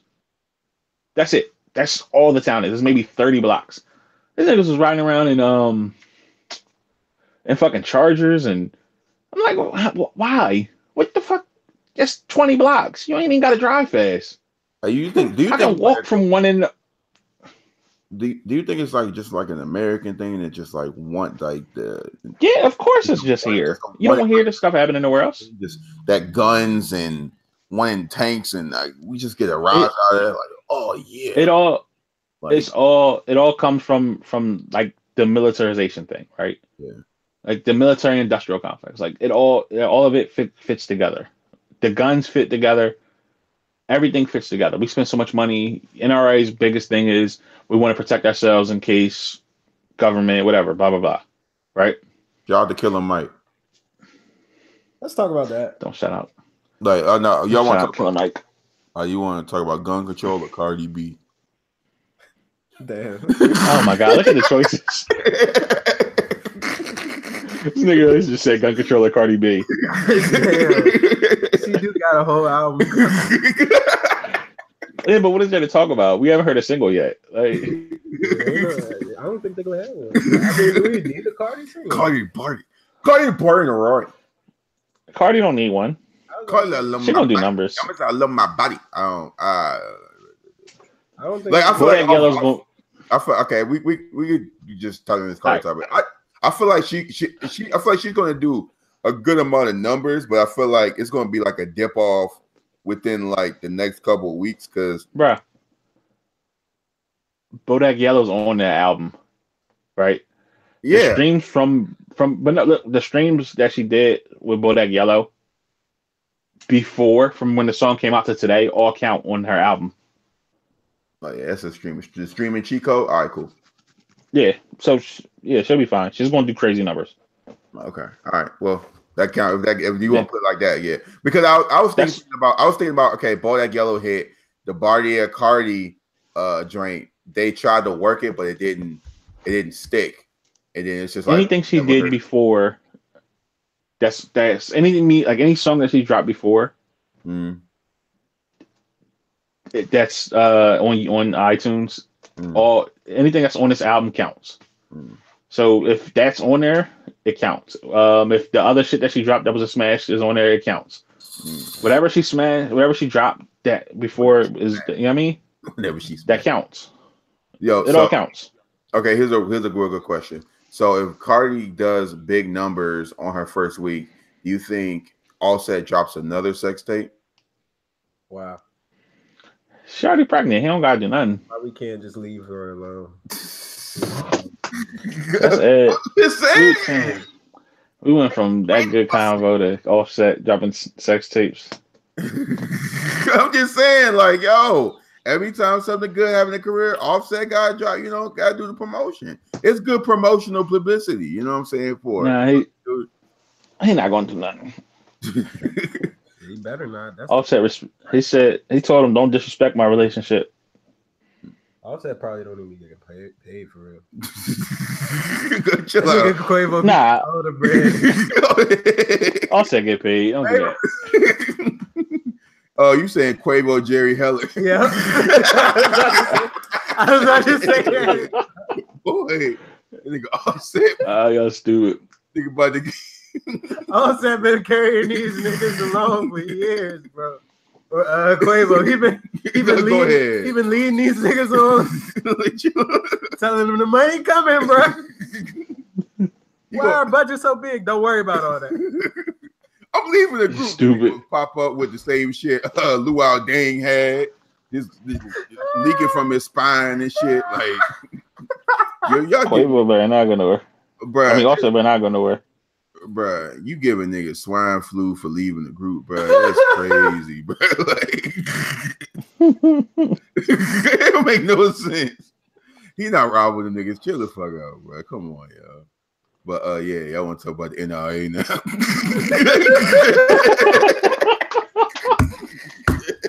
now. Gun control. That's a dumb gun control is the worst conversation in America. Oh my god, I call it trail mix. I don't know if that might not even do it justice. Niggas listening to this shit gonna be so confused. That nigga be like, they gonna be upset, happy, laughing, mad, sad and shit. Fuck, turning this shit off.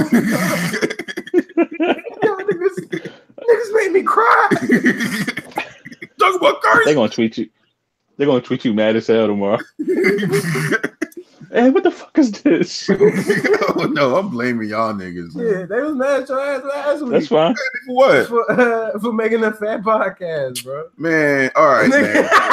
I ain't gonna lie. I ain't even listen to it. I'm sorry. I know you didn't listen to it. I listen to it every week, bro, but I couldn't.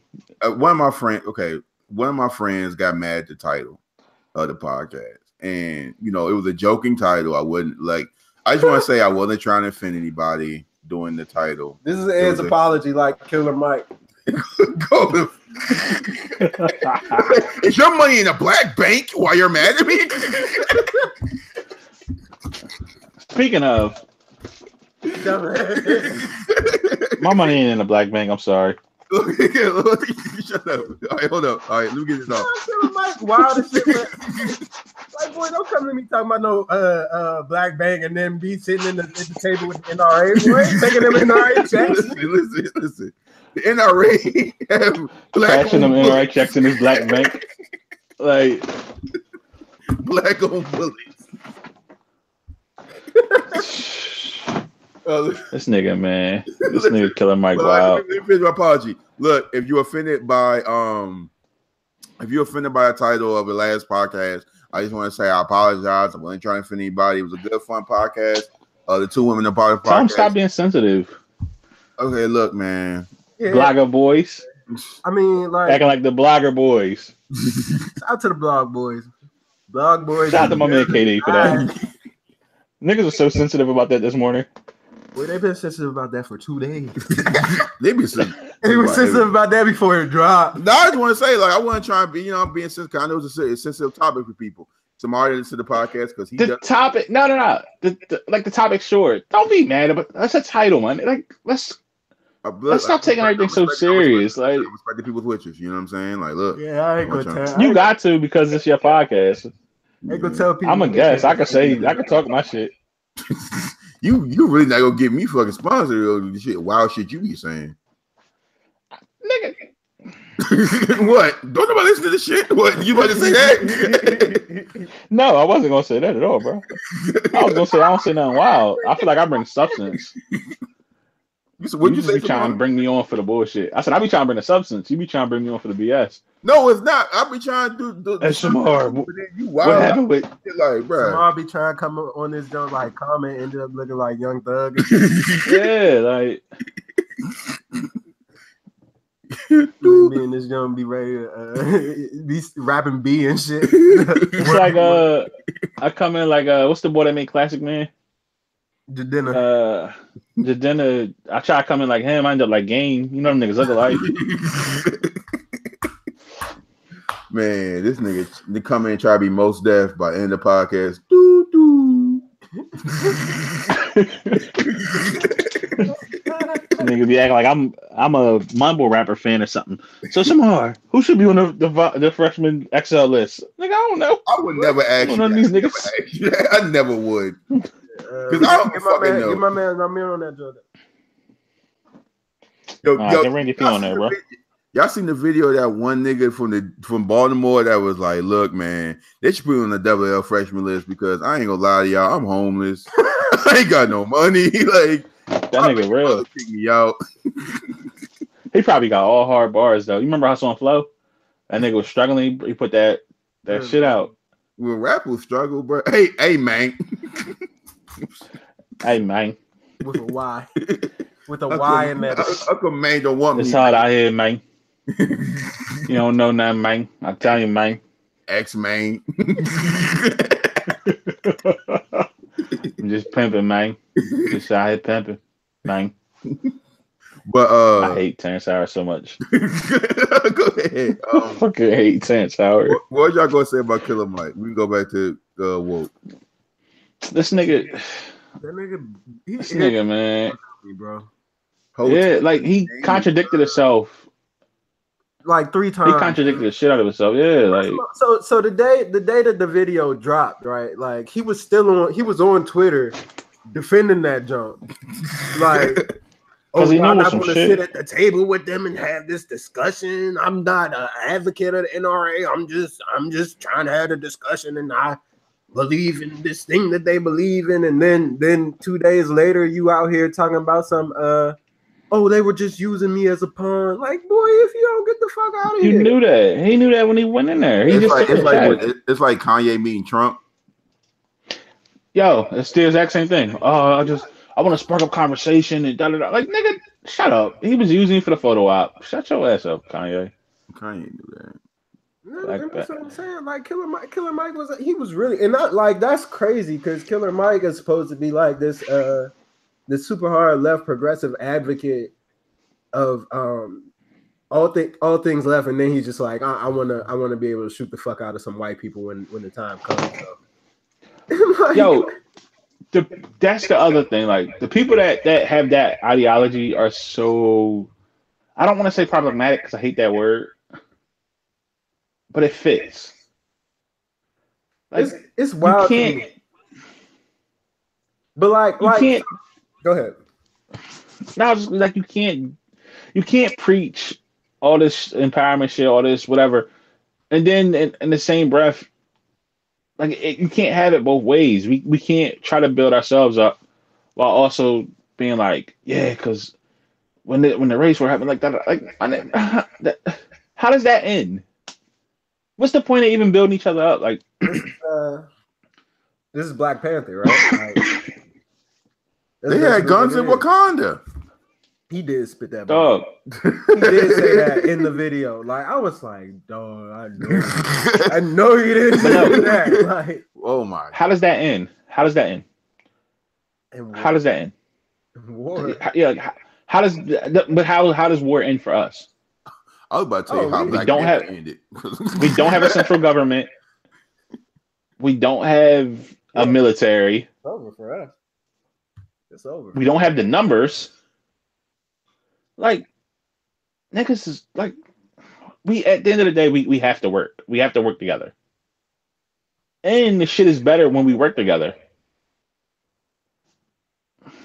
I was gonna say I do understand like the thought process that like cause like I was actually thought process of what of black people owning guns and needing to own a gun. Cause at the end of the day, like we are the most targeted race across the globe, and especially in this country, right? And so like I understand the instinct, the need to protect yourself, no matter what. But like I don't know, like it's just weird because like I saw a lot of black people on Saturday talking about. I don't think we should get rid of guns. I think we need guns. You know, I'm not comfortable with the government being the only entity that has firearms. And like I understand that sentiment because black people have been so targeted. Like I don't necessarily agree with it. I'm not sure I disagree with it either though. Yeah, I can understand. I could see why somebody would think like that. Go ahead. I mean, if everybody's gonna have them, yes, we need to be armed. Like whatever. We shouldn't be the only ones not armed, right? But like, I think me and you spoke about this Sykes before, but like, I don't think we're responsible enough. Not black people. I just mean people in general. I don't think we're responsible enough to have guns. Yeah. We're not responsible enough to regulate them.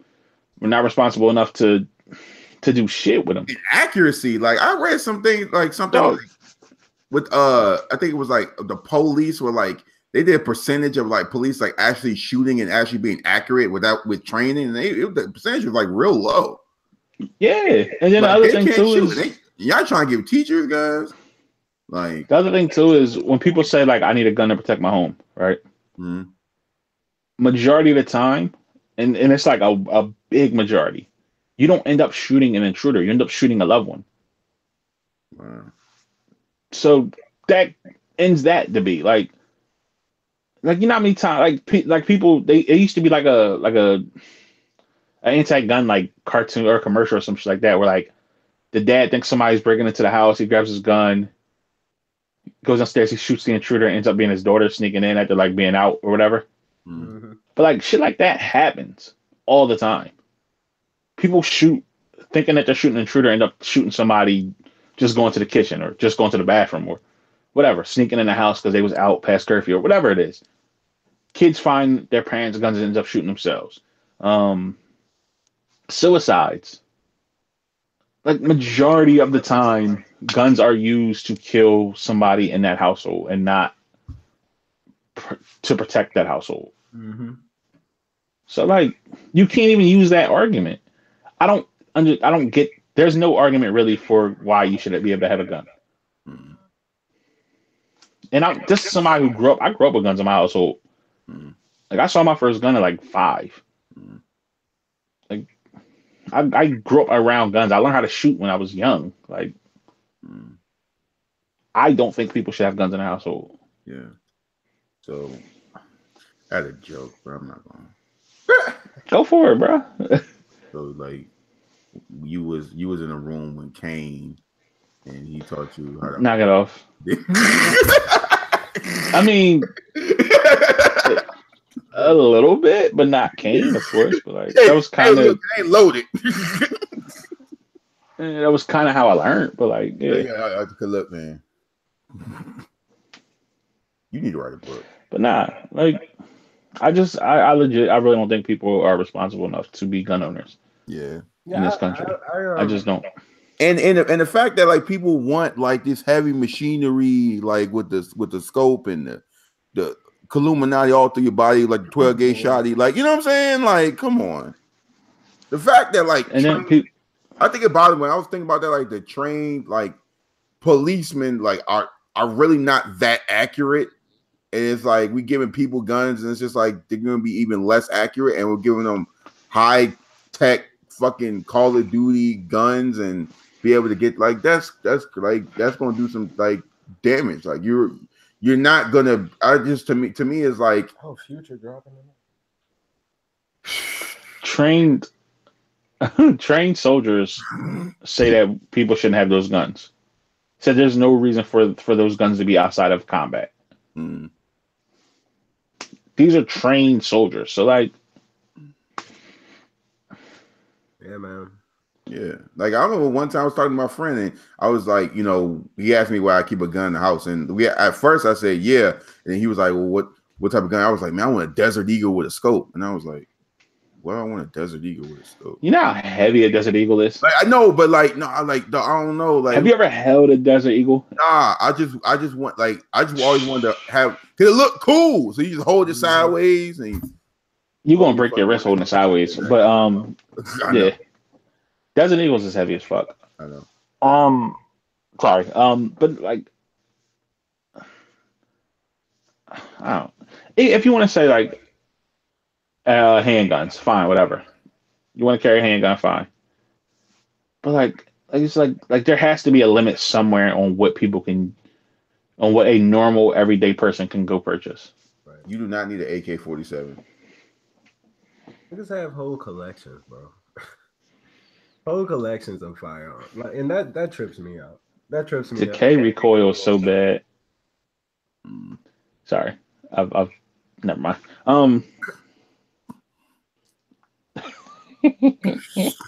Yeah. All right, another great episode of Artificial. No, I'm playing. Basically, Mike fuck me up. Future dropping tonight. Like, bruh, come on. Future is dropping. You got sleepers? You talking about a bunch of random shit. You just got still the Joe Button podcast. We got sleepers.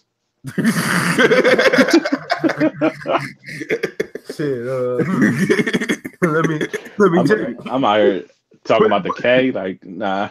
Putting money in your black banks is crazy.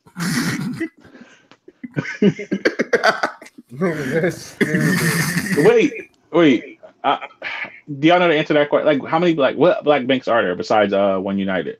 Bro, I don't know. Yeah, I don't know, man. I just know Killer Mike always screaming at every rally he at. That's the only one I know of. Blank. No, you're terrible. What? Hey, black bacon. All right. Dip from my pod.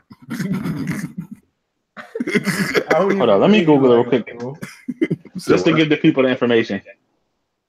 Yeah. If you know more, you know about some black banks, hit me up on Twitter. Hit Samar up on Twitter. Hit Mike up on Twitter. One United. Nah, I got you right here. One United, Liberty Bank and Trust Company. Oh, Liberty is black. I didn't know Liberty was black owned. Yeah, I didn't know that either. Yo, whoever got the least overdraft fees drinks, I'm going with them. Citizens Trust Bank. Citizens Bank is. What benefits do there's no being black and banking? There's no way. Citizens Bank is black. That's what the fuck is wrong. I know. Now. No. Citizens Trust Bank. Never mind. That's a whole different bank. Okay. Industrial Bank and the Harbor Bank of Maryland. Industrial Bank is black. I don't know where the fuck. That's in DC. Banks blows the fuck out of my mind. Which is like that's you know listen to Killer Mike, you listen to Run the Jewels 1, 2, 3, 4, 5, 6, 7. Run the Jewels, fuck Run the Jewels to be honest. You're not a blogger boy. The blogger boys love Run the Jewels. They love them, and that's why I hate those motherfuckers. But like, dog, like I cannot. I swear to God, nah, I'm dead ass shit. Like I was listening to one of the RTJ Jones, and I was like, oh, this is cool. And I see there were a bunch of white people who were like, oh yeah, that shit's fire. I was like, nope, put it down. So when white people like something, I don't. I'm out. Yeah, I might get a One United Bank account. Let me know how it works for you. I'm being serious. Like, let me know. Yeah, let me. I got Wells Fargo, and I'm tired of Wells. So no, I have like Andrews Federal Credit Union. Yeah, that's what I say. I'm on State Department. So. Or am I going to go to Industrial? Is Industrial good? I never heard of it. It's down here. Yeah, I've heard of Industrial. I'm not sure if they're good though. I can't answer that. Yeah. We talking about banks. It's time for sleepers. You got any sleepers? I was going to talk about R. Kelly, but nah, we're good. Oh, I'm out. If we talking about R. Kelly, I'm out. That's my I hear the baby crying moment. Man, you do have that excuse for everything. That must be convenient. Have you used it? I'm gonna just go in there and wake the baby up, just so he can start crying, so I can go. Rubbing baby games hard as hell. You gonna start rubbing? You gonna start pushing your baby? He gonna wake up. Hey! And he gonna I'm like, damn, you got a baby crying. I gotta go. Hey, I just heard you scream out. Now I ain't hearing that. Baby gonna swing at you and shit. But shit, his arm's long enough to fucking reach. But yeah, we're gonna wrap this great episode of Artificial Ignorance up. Glad we not talking about R. Kelly, nigga. No, I was yeah, thank God. Good point. All right, so this is I don't know what the fuck it's called. Like literally a bunch of random shit. That's probably a good title. I'd like to thank the good honorable brother Samara Gaines in the building. For doing the show. Then you went so good until you did the whole name, but what is that? You all right. My bad. The good honorable brother Samar. It's too late, man. I'm talking about the Israelites killing people and like. Oh, okay. Wait, yeah. You know what? Let me start making that joke. I'm sorry. I'm just saying, like, you know what I'm saying, because Jerry Heller. It's all good, bro. But yeah, like we'll get your plugs in and say, Oh yeah. Like I keep saying every time I'm on here, if you're in the DC area, holla at me. S Games Photography. We out here. We're moving. All that good trash. Black owned banks. Bank black baby.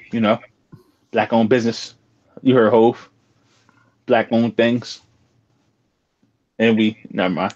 I'm not gonna go on the 444. Y'all gonna try to clown me because Beyonce, I guess, we don't like Hove no more. Let me make one last point for you guys. Your pod, bro. All right, one last point. Do you think that when Jay-Z and Puff Daddy, I still call him Puff Daddy, I don't know why, but Puffy, brother love, go ahead. Do you think like they're righteous, genuine? Like, do you think they're genuinely caring for like black people in this movement, or they just with the movement because it's kind of profitable and this is the wave now? I think Jay is. I don't know about Puff. I think Jay is, because Jay's been on this for a while. He's starting to say it now. But like, there's been stories of him donating money to get protesters out at different places where people are protesting heavy. There's been stories about him doing a bunch of stuff, donating to black-owned schools, charter schools, stuff like that. So I just think he's more vocal about it. Even like, I ain't never trusted Puff, so same.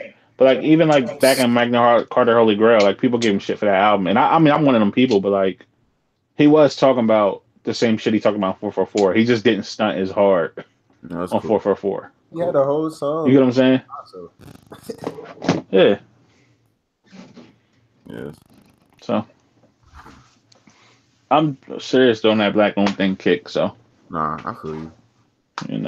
Shout out, holla at me. Again, let me just finish the plug. Holla at me, S Games Photography. Holla at me on Twitter, S Games 15. Or S Games 31, sorry. I don't know which one it is. Just hit Ed up, Ed'll tell you. Yeah. You want to follow me. S Games 31. Holla at me on Instagram, S Games 31 as well. Change it. I know it's S Games. I just don't remember if it's 15 or 31. But yeah, just holler at me on these social sites. You got any questions, whatever you want to debate conspiracy theories with me? Yeah. We'll talk about how they killed Eazy-E. on the timeline. Let me know. Oh yeah, no goon talk. No, if you want that smoke, you know my location is. No, my location is on. So like dog, leave it, bro. Don't know. Do anybody come at you in that way? Not no more. Nah. I told the boy this morning to shit. Who said what? I told boy this morning to shut the fuck up, and he didn't say nothing afterwards. And I was just like, oh, okay, whatever. Why you tell him to shut the fuck up? Why did you tell him to shut the fuck up? Because he just commented on something like I was talking to somebody else, and it's like, man, shut the fuck up. And yeah. So I mean, but I'm not like pushing that kind of energy. So that's what I'm saying. Like I want you to, you know what I'm saying? Like, look, well, you know, we know you're a goon. You don't gotta prove you know you got your stripes and all that. You know. Nah, it ain't about that. It's respect thing though. It's always a respect thing. Yeah. So I have to thank Mike for joining the show. Yeah. That's it. That's Mike's plug. Yep. Plug, dog. Blake. Black Big Blink. Blink. You already know what it means. That's so terrible. God, idiots. You don't know. Black owned banking. Blink. Anytime you meet somebody, that's what you know. It's code. Probably might be like that's how you know when you could say all platforms. Yeah. All right. We gonna wrap this great episode out for sure. Just up. I have one last point I wanted to make. Yo, why y'all don't trust Puffy? Have you seen his history? Right. Now look, man. Everybody was giving bad contracts, man. Okay, that's nice. Like, you know what I'm saying? This one is. And the fact that he didn't show the Craig Max funeral was fake. No, I ain't like. Man, shout out to Puff, man. You gonna put me on, you know what I'm saying? I'll delete this shit, but because that's the type of energy I'm on. But we're gonna wrap this great episode of Artificial Ignorance up. I appreciate you guys doing the show. Make sure you rate and subscribe me. Rate and subscribe on iTunes. Write a review. Tell me what you think about the show. Also, when I tweet out my show, I tweet out the description. I would really enjoy feedback. So tell me what you guys think about it on Twitter. Tell me what you guys think about it. You know, improvements. You know, ideas. You know, want to be on the show if if I'm in the mood because you know I'm an important nigga out here. So yeah. So just thanks for listening. Thanks, appreciate it. Make sure you support. Got a lot of great things coming up. I will be in the Houston area soon, so check me out there. And yeah, man, just keeping the ball rolling. And like I always say, titty.